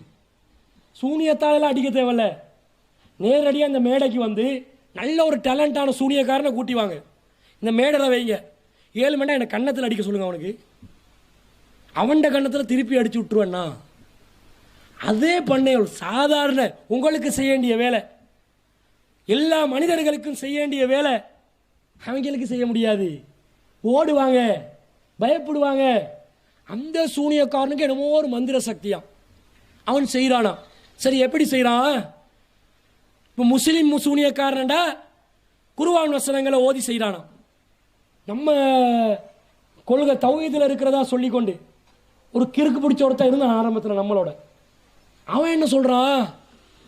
இப்போ வெளியே போயிட்டு முஸ்லீம்கள் சூனியம் செய்வாங்க. எப்படி தெரியுமா? குர்ஆன் வசனத்தை ரிவர்ஸில் ஓதுவாங்களாம்.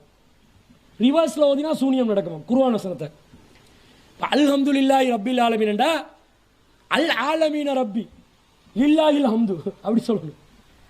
அப்படி சொன்ன உடனே சூனியம் நடந்துடுமா?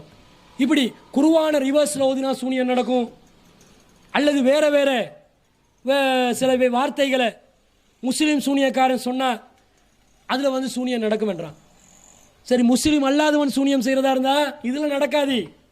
முஸ்லீம் அல்லாதவன் சூனியம் செய்கிறதா எப்படி செய்யணும்? ஒரு பௌத்த மதத்தை சேர்ந்தவன் சூனியம் செய்ய போறான். எப்படி செய்வான்? அவன் சூனியம் அவன் மதத்தில் உள்ள வார்த்தைகளை ஓதுறான். சரி, சூனியம் செஞ்சு அவன் மத வார்த்தைகளை ஓதி ஒருத்தனுக்கு பாதிப்பு ஏற்படுத்தினால் என்ன கருத்து வரும்? அவன் பௌத்த மதத்தில் இருக்கக்கூடிய அந்த வார்த்தைகளுக்கு சக்தி இருக்குதுன்னு ஆகுமா இல்லையா? அந்த முஸ்லிம் அவன் ஏற்றுக்கொள்றது சரி, நீ ஏற்றுக்கொள்ளலாமா? ஒரு ஹிந்து அவனுடைய மதத்தைச் சேர்ந்த வேத புத்தகத்துடைய சில வரிகளை அவன் படிக்கிறான்.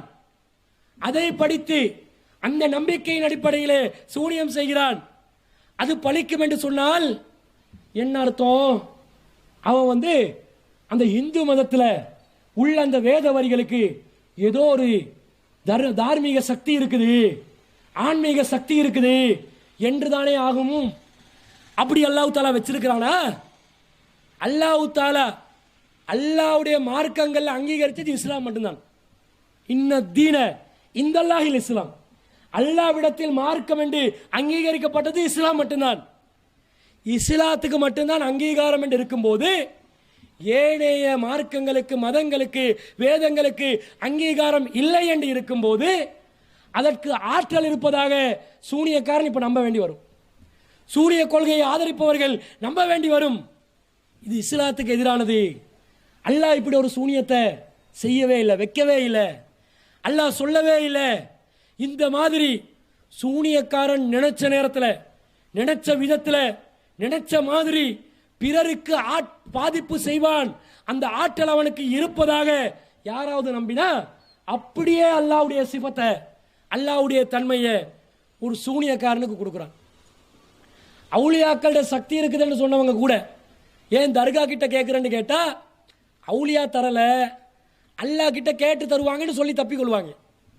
அல்லாஹ் கிட்ட கேட்கறதுக்கு அவங்க உயிரோட இருக்கணும், உயிரோட இல்லை.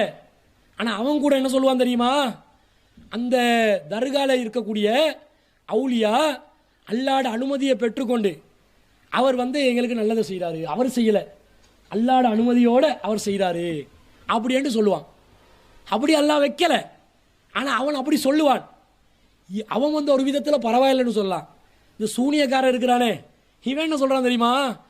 சூனியக்காரன் தாக்கம் ஏற்படுத்தினா எப்படி ஏற்படுத்துவானாம்? அல்லாட அனுமதியை எடுத்து சூனியக்காரன் தாக்கம் ஏற்படுத்துவான். அவன் சரி நல்லடியார்களுக்கு அல்லாஹ் அனுமதி கொடுப்பான்னு நம்பிக்கை வச்சிருக்கிறான். இவனை பாருங்க, சூனியக்காரனுக்கு அல்லாஹ் அனுமதி கொடுக்கிறான். சூனியக்காரன் நல்லவனா? அவன் ஆன்மீகத்தில் சிறந்தவனா? அவன் தக்குவாதாரியா? சூனியக்காரன் தக்குவாதாரி என்று சொன்னா சரி, அல்லாஹ் கிட்ட கேட்டு செய்வான், ஒரு வாதத்துக்கு சொல்லலாம். அவன் தக்குவாதாரியா? அட, இறையச்சம் உள்ளவர்கள், நல்லடியார்கள் என்று சொல்லக்கூடியவர்கள், அல்லதீன ஆமனு வக்கானு யத்தகூன், அவர்கள் அல்லாவை நம்பி இருக்கிறார்கள், அவர்கள் அல்லாவை பயப்படுகிறார்கள் என்று சொல்லக்கூடிய ஒரு நிலையில் இருக்கக்கூடியதாக சொல்லப்படுகின்ற அவுலியாக்களுக்கே இந்த ஆற்றல் இல்லை. அல்லாவை நம்பி இறையச்சமோடு இருந்தா மறுமையில் சொர்க்கம்தான் இருக்குதே தவிர அவங்களுக்கு அங்க பயம் இல்லை, அங்க கவலை இல்லையே தவிர இங்க அதனால எதுவும் இல்லை. அல்லாஹ் போல அவங்களால இயங்க முடியாது என்ற நம்பிக்கை தான் தௌஹீத் என்று பிறருக்கு எடுத்து சொல்லிக் கொண்டிருக்கக்கூடிய இந்த கொள்கையில் இருந்து கொண்டு சூனியக்காரன் செய்வான்டா எப்படிடா செய்வான்? அவனுக்கு எப்படி அல்லாஹ் அனுமதி கொடுப்பான்? அல்லாஹ் அனுமதி கொடுத்ததாக அல்லாஹ் சொன்னானா? 2:102 அல்லாஹ் சொல்லிட்டான். எங்க சொன்னா? அல்லாஹ் தஆலா 2:102 சூனியக்காரனுக்கு அல்லாஹ் நாடினால் தீங்கிழைக்கக்கூடிய அந்த அனுமதியை கொடுப்பான் என்று அல்லாஹ் சொன்னானா? சொல்லல. வலாக்கின்ன ஷயாத்தீன கஃபரு யுஅல்லிமூன அன்-நாஸ ஸிஹ்ர வமா உன்ஸில அலல் மலக்கைனி பிபாபில ஹாரூத் வ மாரூத். ஷைத்தான்கள், மனித ஷைத்தான்கள் சூனியத்தையும் ஹாரூத் மாரூத் என்ற அவங்களோட மொழிபெயர்ப்பு படி 2 வானவர்களுக்கு அருளப்பட்டதையும் மக்களுக்கு கற்றுக் கொடுத்துதான் நிராகரித்தார்கள். அவங்க என்ன சொல்றாங்க? சூனியத்தை ஆதரிக்கக்கூடியவங்க கூட ஹாரூத் மாரூத் என்ற வானவர்களுக்கு சூனியம் அருளப்படவில்லை, அது வித்தியாசமான ஒரு கலை, அது சூனியத்துக்கும் அதுக்கும் சம்பந்தம் இல்லை, சூனியம் என்பது வேறு, ஹாரூத் மாரூத்துக்கு அருளப்பட்டது வேற என்றதானே சொல்றாங்க. அவங்களுக்கு சூனியம் அருளப்பட்டதா அவங்க கூட சொல்லலையே, அந்த மொழிபெயர்ப்புல கூட இல்லையே. சூனியத்துக்கு விளக்கம் தான் ஹாரூத் மாரூத்துக்கு அருளப்பட்டதுன்னு சொல்லி கிறுக்குத்தனமா சிலவங்க உளறாங்க. அப்படி உளறினால் கூட அதுல என்ன விளக்கம் வருது? வானவர்களுக்கு அல்லாஹ் தஆலா அல்லாவை மறுக்கக்கூடிய, அல்லாஹ்க்கு இணை கற்பிக்கக்கூடிய, அல்லாவே இல்லை என்று சொல்லக்கூடிய, அல்லாவுக்கு போட்டியா வரக்கூடிய, அல்லாவை போல இயங்கக்கூடிய ஒரு கலையை அல்லாஹ் வானவர்களுக்கு அல்லாவே அருள்வானா? தன்னைத்தானே மறுக்க சொல்லி அல்லாவே ஒரு கலையை கற்றுக் கொடுப்பானா? அந்த கேள்வி வருது. அதனால சூனியத்தின் விளக்கம்தான் ஆருத் மாருத்துக்கு அருளப்பட்ட அந்த கலை என்று சொன்னாலும் அல்லாஹ்வுடைய சிஃபத்துகளை தவறாக புரிந்து கொள்ள வேண்டி வரும்.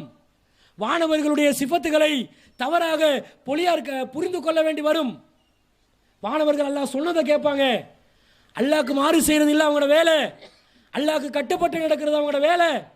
அப்போ வானவர்களுடைய பண்பையே மாற்றக்கூடிய அளவுக்கு வழிகட்ட ஒரு கொள்கையை இந்த சூனியத்துக்கு விளக்கமா வானவர்களுக்கு அருளப்பட்ட கலை சூனியத்துடைய விளக்கம் என்று சொன்னா வந்துடும். அதுவும் தவறான மொழிபெயர்ப்பு. வானவர்களுக்கு அருளப்படவில்லை. அப்ப வானவர்களுக்கு அருளப்பட்டது சூனியம் அல்ல, சூனியம் என்பது வேற, வானவர்களுக்கு அருளப்பட்டது வேறென்று வந்தா வமாஹும் பிலாரின பிஹி மின் அஹதின் இல்லா பிஇذنில்லாஹ், அல்லாஹ் நாடினாலே தவிர இதன் மூலம் யாருக்குமே எந்த தீங்கையும் அவர்களால் ஏற்படுத்த முடியாதென்று அல்லாஹ் சொல்லக்கூடியது சூனியத்தையா? இல்ல, கணவன் மனைவிக்கு மத்தியில் பிரிவினை ஏற்படுத்தக்கூடிய ஒரு பிரத்யேகமான ஒரு விஷயம், அது வேறொரு விஷயம். அதை அந்த மனித சைத்தான்கள் மக்களுக்கு கற்றுக் கொடுத்தார்கள். மா யுஃபர்ரிகூன பிஹி பைனல் மர்இ வ ஸௌஜிஹி, கணவன் மனைவி மத்தியிலே பிரிவினை ஏற்படுத்தக்கூடிய ஒன்றை அவர்கள் கற்றுக்கொண்டார்கள்.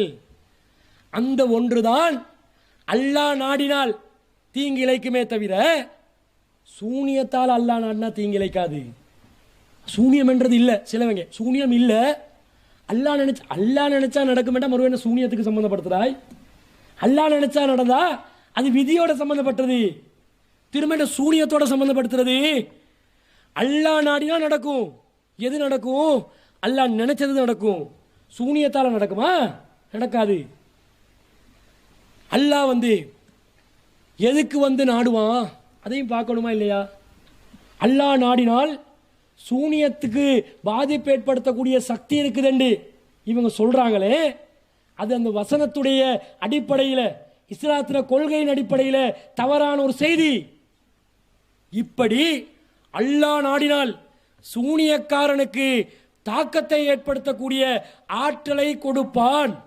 எப்படி அல்லாஹ் தீங்கை இழைப்பானோ, அல்லாஹ் எப்படி பாதிப்பை ஏற்படுத்துவானோ, துணை சாதனம் இல்லாம, பக்கத்தில் இல்லாம, தொலைவுல இருந்து நேரடியாக சந்திக்காம, உபகரணத்தை பயன்படுத்தாம அல்லாஹ் தஆலா எப்படி தீங்கிழைக்கிறானோ, அந்த மாதிரி சூனியக்காரனும் அல்லாஹ் நாடினால் தீங்கிழைப்பான் என்று நம்பினால் தௌஹீத் என்றது சுக்குநூறாகிவிடும். தௌஹீத் அடிபட்டு போய்விடும். அந்த ஒன்றே நீ வடிகட்டிய முஸ்லிக் என்பதற்கு ஆதாரம். ஏன் தெரியுமா? உடனே கபர் வழிபாடு அந்த அவுலியாக்களோட குரூப் வரும். டேய், இதை தாண்டா நாங்களும் சொன்னோம். அல்லாஹ் நாடினால் அவுலியாக்கள் உதவி செய்வார்கள் என்று சொன்னோமா இல்லையா? உங்களுக்கு சூனியம் என்று வரும்போது அதுக்கு மட்டும் அல்லாஹ் நாடினால் பாதிப்பு ஏற்படுத்தலாம். நன்மை என்று வரும்போது அல்லாஹ் நாடினால் பாதிப்பு ஏற்படுத்துவான் என்று ஏற்றுக்கொள்ள மாட்டியா? கேட்டா பதில் சொல்வீர்களா? சொல்ல முடியாது. அவன் கிளம்புவான். அவன் மட்டும் இல்லை, சிலை வழிபடக்கூடியவர்கள் கிளம்புவாங்க. என்ன, அல்லாஹ் நாடினால் சூனியத்துக்கு தாக்கமா? இறைவன் நாடினால் எங்கட சிலையும் பேசும். இறைவன் நாடினால் எங்கட சிலையும் குழந்தை பாக்கியம் தரும். இறைவன் நாடினால் சிலை என்னடா சிலை, இந்த மைக்கு பேசும், இந்த ஸ்பீக்கர் பேசும், அந்த கேமரா பேசும், எதுவும் பேசும், எதுவும் செய்யும். இப்படி போனா தௌஹீதுல நிக்கலுமா? தௌஹீத் என்றது வருமா? வராது. அப்ப இந்த சூனியம் என்ற பேர்ல இவங்க சொல்லக்கூடிய இந்த கொள்கை மிகவும் தப்பான, ஆபத்தான, சிறுக்கான ஒரு கொள்கை. இந்த மாதிரி நம்பிக்கை உள்ள ஒருத்தன் இமாமா நின்றா அவன் பின்னுக்கு தொழவே கூடாதுங்க. அதுல எந்த மாற்று கருத்தும் இல்லை. இந்த சிறுக்குல மிக உச்சகட்ட சிறுக்கு இது. அவங்களோட நாங்கள் அவங்களோட குடும்ப சம்பந்தங்கள், பெண்ணு பொண்ணு பேசுறது, கல்யாண சம்பந்தங்கள் வச்சு கொள்ள இயலாது. அவங்களோட ஜனாசாக்களை தொலை இயலாது. ஏன்? அவங்க சிறுக்குல உச்சகட்டத்துக்கு போறான். அல்லாஹ் சொல்கிறான், என்ன சொல்கிறான்?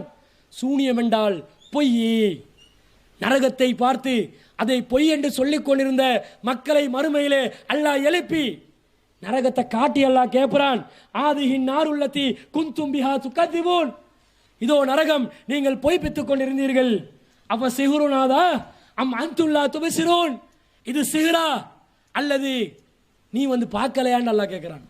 பொய்ப்பித்துக் கொண்டிருந்தீர்கள் என்று அல்லாஹ் கேட்டுட்டு இது சிஹ்ரான்னு கேட்கிறான். அட நரகத்தை பொய்ப்பிச்சு கொண்டிருந்தீங்களே, இது பொய்யா, இது சிஹ்ரா? சிஹ்ர் என்றால் அப்ப என்ன? அல்லாஹ் சொல்கிறான் சிஹ்ர் என்றால் பொய். அல்லாஹ் தஆலா குர்ஆன்ல சொல்றான், கால அல்கு, மூசா அலைஹிஸ்ஸலாம் சொன்னார்கள், சூனியக்காரர்களே நீங்கள் உங்களுடைய கைத்தடிகளை போட்டு விடுங்கள். ஃபலம்மா அல்கௌ சஹரு அயுனன் நாஸ், அவர்கள் கைத்தடிகளை கயிறுகளை போட்ட நேரத்தில் மக்களுடைய கண்களை தான் வயப்படுத்தினார்கள். கண்ணுக்கு தான் சூனியம். சூனியம் என்றா கண்ணுக்கு சூனியம். என்ன கண்ணுக்கு சூனியம்? ஏமாத்துறது, கண் கட்டி வித்த, இல்லாததை இருக்கிற மாதிரி காட்டுறது. மெஜிசியன் பண்ணுவானே அவன் தந்திரம் என்று சொல்லி பண்ணுவான். சூனியக்காரன் தந்திரம் இல்ல மந்திரம் என்று பொய்யாக சொல்லி செய்வான். இதுதான் சூனியம். கண்ணுக்கு வித்த காட்டலாம், அது சூனியம். இந்த மாதிரி வித்த காட்டி டேய் இது என்ற சக்தி, இது என்ற ஆன்மீக பலம் என்று எவனாவது சொன்னா அவன் சூனியம் என்று சொல்றான் என்று அர்த்தம். ஆனா உண்மையிலே ஆன்மீக பலமா இல்ல, அவனுடைய சக்தியா இல்ல, மந்திர பலமா இல்ல, தீய சக்திகள் அவனுக்கு உதவி செய்தா இல்ல, அது என்னது? அல்லாஹ் சொல்லி காட்டுறான். என்னது தெரியுமா? இன்னமா சனவு கைது சாஹிர், அவர்கள் செய்வது சூனியக்காரனுடைய சூழ்ச்சி. வலா யுஃப்லிஹு சாஹிரு ஹைசுவதா, சூனியக்காரன் எப்படி வந்தாலும் ஜெயிக்க மாட்டார்கள். சூனியம் செஞ்சாலும் ஜெயிக்கலாது, சூனியத்துக்கு போட்டிக்கு வந்தாலும் ஜெயிக்கலாது, சூனியத்துக்கு விவாதத்துக்கு வந்தாலும் ஜெயிக்கலாது. விவாதத்துக்கு வந்தும் மோக்கடிச்சு தான் போவாங்க, ஜெயிக்கலா. சூனிய கும்பல் அந்த லேபல் ஒட்டி கொண்டவங்க எந்த வடிவத்தில் எங்க வந்தாலும் நாரி நறாங்கி வெக்கி தலை குனிஞ்சு இழிவடைஞ்சு வழிகேட்டுக்கு போய் இருப்பார்களே தவிர ஜெயிக்க மாட்டார்கள். அல்லாஹ் சொல்றான். இன்னும் அல்லாஹ் சொல்றான், மூசா அலைஹிஸ்ஸலாம் உண்மையாவே கைத்தடிய போட்ட நேரத்தில் அது பாம்பா மாறிச்சு. அந்த பாம்பு என்ன செஞ்சு தெரியுமா? ஃபைதாய தல்கஃபு மா யஃபிகூன், அவர்கள் இட்டு கட்டியதை இந்த கைத்தடி விளங்கியது. அல்லாஹ் சொல்றான், சூனியக்காரர்கள் செய்தது இட்டு கட்டினது, இட்டு கட்டினது தான் சூனியம் அப்படின்றான். அல்லாஹ் சொல்றான், வஜாஉ பிசிஹ்ரின் அலீம், அவர்கள் மகத்தான சூனியத்தை கொண்டு வந்தார்கள். மகத்தான சூனியம் என்பது அவர்கள் கொண்டு வந்த அந்த வித்தை, தந்திரம், கட்டுக்கதை, இதுதான் அல்லாஹ் தஆலா மகத்தான சூனியம் என்றான். சூனியம் என்றா பொய். எப்படி நம்புவாய்? எப்படி ஏற்றுக்கொள்வாய்? பொய்யக்கு வந்து அல்லாஹ் நாடுவானா? அல்லாஹ் நாடி பொய்க்கு அல்லாஹ் சக்தியை கொடுப்பானா? சிலைண்டா டம்மி என்றா அல்லாஹ் நாடி சிலைக்கு சக்தியை கொடுக்காத மாதிரி அந்த டம்மியான பொய்யான கட்டுக்கதையான வித்தையான எதுக்கு அல்லாஹ் தஆலா என்ன செய்ய மாட்டான்? அல்லாஹ் நாடியும் சக்தி கொடுக்க மாட்டான். இது சிறுக்கு. அல்லாஹ்வின் தூதர் ஸல்லல்லாஹு அலைஹி வஸல்லம் அதனால் தான் சொல்கிறார்கள், சூனியத்தை உண்மைப்படுத்துபவன் சொர்க்கம் புக மாட்டான். அவனுக்கு சொர்க்கம் கிடைக்காதுடா, நம்பாதே, ஏத்துக்கொள்ளாதே. நபிக்கு சூனியமா? நபிக்கு சூனியம் என்று கட்டுக்கதை தான் சொல்லுது. உன் கட்டுக்கதைகளுக்கு அளவே இல்லையா? எத்தனை கட்டுக்கதை? கண்ணேர் என்றான். கண்ணேறு, கண்ணேறு பழிக்கும். இந்த கட்டுக்கதைகள் வருது, ஒன்று ரெண்டா நிறைய வருது. இந்த கண்ணேற சொன்னாலே இந்த குர்ஆனுக்கு முரண்படுற செய்திகள் என்னன்றது புரிஞ்சிடும்.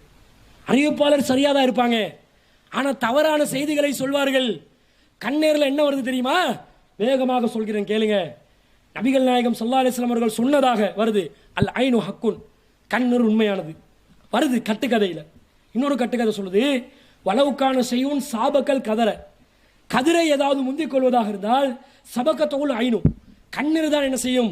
அதை முந்திக் கொள்ளும். விதியே மாற்றக்கூடிய, விதியே கதிரையே மாற்றக்கூடிய சக்தி கண்ணுக்கு இருக்குது அப்படி நபி சொன்னதாக ஒரு கட்டுக்கதை சொல்கிறது. வைதா இஸ்தூசில்தும் ஃபஹ்சிலு, யாராவது ஒருத்தர் உங்களிடம் குளித்து தருமாறு கேட்டால் குளித்து கொடுங்கள். என்னையா கண்ணூர் பட்டா, யாருக்க கண்ணு பட்டுச்சோ அவர் வந்து கண்ணூர் பட்டவர் வந்து கேட்பாரு, எனக்கு கண்ணூர் பட்டுச்சோங்கட நீங்கள் குளிச்சு தண்ணியை தாங்க அப்படின்னு கேட்டால் நீங்கள் என்ன செய்யுங்க? குளிச்சு தண்ணியை கொடுங்க. இப்படி வருது. இதெல்லாம் புகாரி முஸ்லீமில் வரக்கூடிய செய்திகள். இன்னொரு செய்தியில் வருது, நபிகள் நாயகன் ஸல்லல்லாஹு அலைஹி வஸல்லம் ஒரு சிறுமியை பார்த்தாங்களாம். அந்த சிறுமியோட முகத்தில் ராஃபி பைத்தியா ஜாரியத்தன் ஃபி வஜிஹா, அவன் வந்து அந்த வீட்டுக்கு பக்கத்தில் ரசூலா பார்க்குறாங்க. அவனோட முகத்தில் ஒரு கருஞ்சிவப்பான படர் தாமரை போன்று சஃபாத்துன், ஒரு புள்ளி படர் தாமரை போன்ற ஒரு தடயம், ஒரு தழுவு முகத்தில் இருக்கிறத கண்டாங்க. உடனே ரசூல்லா சொன்னாங்களாம், இஸ்தர் கூலஹா, அவளுக்கு வந்து ஓதி பாருங்க, ஃபைன் நபிஹன் நலுரா, அவளுக்கு கண்பட்டு இருக்குது, முகத்தில் படர் தாமரை போன்று கருஞ்சிவப்பான ஒரு புள்ளி இருந்தால், ஒரு தழும்பு இருந்தால் அது கண்ணேரம். அடுத்தது ஒரு ஹதீஸ்ல வருது, எப்படி ஒரு கட்டுக்கதையில் வருது. நபிகள் நாயகம் ஸல்லல்லாஹு அலைஹி வஸல்லம் ஜாஃபர் இப்னு அபீ தாலிப் ரலியல்லாஹு அன்ஹு வீட்டுக்கு போறாங்களாம். போனா அவங்க எல்லாம் மெலிஞ்சி ஒல்லியா நோய்வாய்ப்பட்டு வறுமைப்பட்டு இருக்கிறத பார்க்குறாங்க. அப்போ ரசூல் ஸல்லல்லாஹு அலைஹி வஸல்லம் ஒரு பெண்மணிக்கு ஓதி பார்க்கறதுக்கு அனுமதி கொடுத்துருந்தாங்க. ஆலிஜ ஹஸ்ம் என்று சொல்லக்கூடிய ஹஸ்முடைய குடும்பத்தாருக்கு பாம்பு அதுவல் கொத்தினா தேல் கொட்டினா ஃபாத்தியா சூரா ஓதி நோய் நிவாரணம் செய்யுங்கன்னு அனுமதி கொடுத்துருந்தாங்களாம். அந்த குடும்பத்தில் அஸ்மா பின்த் உமைஸ் என்று சொல்லக்கூடிய ஒரு பெண்மணி இருந்தாங்களாம். அவங்க கிட்ட ரசூலா கேட்குறாங்க, என்னப்பா என் சகோதரனுடைய பிள்ளைகள் எல்லாம் இப்படி இருக்கிறாங்க, ரொம்ப கஷ்டமாக இருக்குது பார்க்குறதுக்கு, ஏன் அவங்களோட குடும்பத்தார் இப்படி ஒல்லியா வறுமைப்பட்டு இருக்கிறாங்க? அப்போ அந்த பெண்மணி சொன்னாங்களாம், லா என்ன தெரியுமா அல்லாஹ்வின் தூதரே, வலாக்கின்னல் ஐனு, அவங்களுக்கு கண்பட்டு இருக்குது, துஸ்ரையு இலையும், அடிக்கடி கண்படுது, உடனே அவங்களுக்கு வறுமை வருது, கண்பட்ட உடனே வறுமை வந்துடுது, கண்பட்ட உடனே மெலிஞ்சி போகிறாங்க. இந்த செய்தி என்ன சொல்ல தெரியுமா, ஒருத்தருக்கு கண்பட்ட உடனே எப்படி துஸ்ரையு இலையும், அவங்களுக்கு உடனே என்ன செய்தான் எஃபெக்ட். இப்போ ஏண்ட கண் உங்களுக்கு பட்டுச்சுன்னு வைங்க, அப்படி கீழே விழுந்துடணும், நீங்கள் உடனே ஒல்லியாக போயிடணும், உடனே வறுமை வந்துடணும். இது கண்ணுக்கு இவ்வளோ பவரு, கண்ணுக்கு இப்படி பவர் இருக்குதா? இல்லை. இன்னொரு செய்தி பாருங்க, அதை சொல்லிட்டு என்னுடைய செய்தியை முடித்துக் கொள்கிறேன். அதில் எப்படி வருது, ஒரு நபித்தோழர், அவருடைய பேர் வந்து சஹல் இப்னு ஹுனைஃப் என்று சொல்லக்கூடிய நபித்தோழர். இவர் வந்து குளிக்கிறதுக்கு ஆடைகளை கலட்டுறாரு. இன்னொரு நபித்தோழர் அவர் என்ன செய்கிறார், அவர் ஆமிர் இப்னு ரபியா என்று சொல்லக்கூடிய நபித்தோழர் அவருடைய உடம்பை பார்த்து மாற ஐத்து கல்யோமி வலா ஜில்த முஹப்பாத்தின், என்ன உடம்பு, இந்த மாதிரி ஒரு உடம்பை நான் பார்த்ததே இல்லை அப்படின்ட்டு சொல்லிட்டாரா. உடனே ஃபல்லுபித்த சஹுலுன், சஹுல் வந்து மூர்ச்சை இழந்து விழுந்து விட்டார். சஹுலுக்கு உடனே என்ன செய்து, கலந்த பிடிச்சி அவர் கீழே. உடனே அவருக்கு ரசூலா கிட்ட கொண்டு போகிறாங்க. கொண்டு போன உடனே என்ன நடக்குது, நபிகள் நாயகம் ஸல்லல்லாஹு அலைஹி சொல்கிறாங்க, என்ன உங்களோட சகோதரனை கொல்ல பார்க்குறீங்களா, கொலை செய்ய பார்க்குறீங்களா இப்படின்ட்டு ரசூலா கேட்டாங்களா. இப்படி ரசூல் ஸல்லல்லாஹு அலைஹி வஸல்லம் கேட்டாங்களாம். கேட்ட உடனே என்ன கொலை செய்கிற அளவுக்கு கண்ணுக்கு பவர், பார்த்தோன்னே கீழே, கண்ணுக்கு இப்படி பவர் இருக்குதா, கண்ணால் கண்ணடிக்கலும், கண்ணால் எவனையாவது பார்த்து கொஞ்சம் ஒரு மாதிரி பார்வையை பார்க்கலும், கண்ணால் ஒரு தொலைவன் தூக்கி பார்க்கலும், கண்ணால் கோவத்தை உருக்கி பார்க்கலும், கண்ணால் நல்லா வந்து பக்கத்தில் உள்ளதை நல்லா தெளிவாக பார்க்கலும். இதான் சக்தி. இந்த கண்ணை வச்சு கொலை செய்யலுமா, கண்ணை வச்சு நோய் ஏற்படுத்தலுமா, கண்ணை வச்சு ஒருத்தருக்கு தீங்கிழைக்கலுமா? இயலாது. அப்படி கண்பட்டா என்ன செய்யணுமாம், ரசூலா சொல்றாங்க, இந்த சஹல் இப்னு ஹுனைஃபுக்கு கண்பட்டுச்சா நீ என்ன செய்ய, ஆமிர் இப்னு ரபியா உடனே குளிச்சு உலு செஞ்சு உன்னுடைய தண்ணியை வந்து கொடு. அவர் என்ன செய்யணும், அந்த தண்ணியை எடுத்து உடம்புல போட்டுக்கொள்ளணும். போட்டுக்கொண்ட உடனே அவர் குளிக்கணும். யார் பாதிக்கப்பட்டாரோ அவருடைய கண்ணூறு போயிடும்.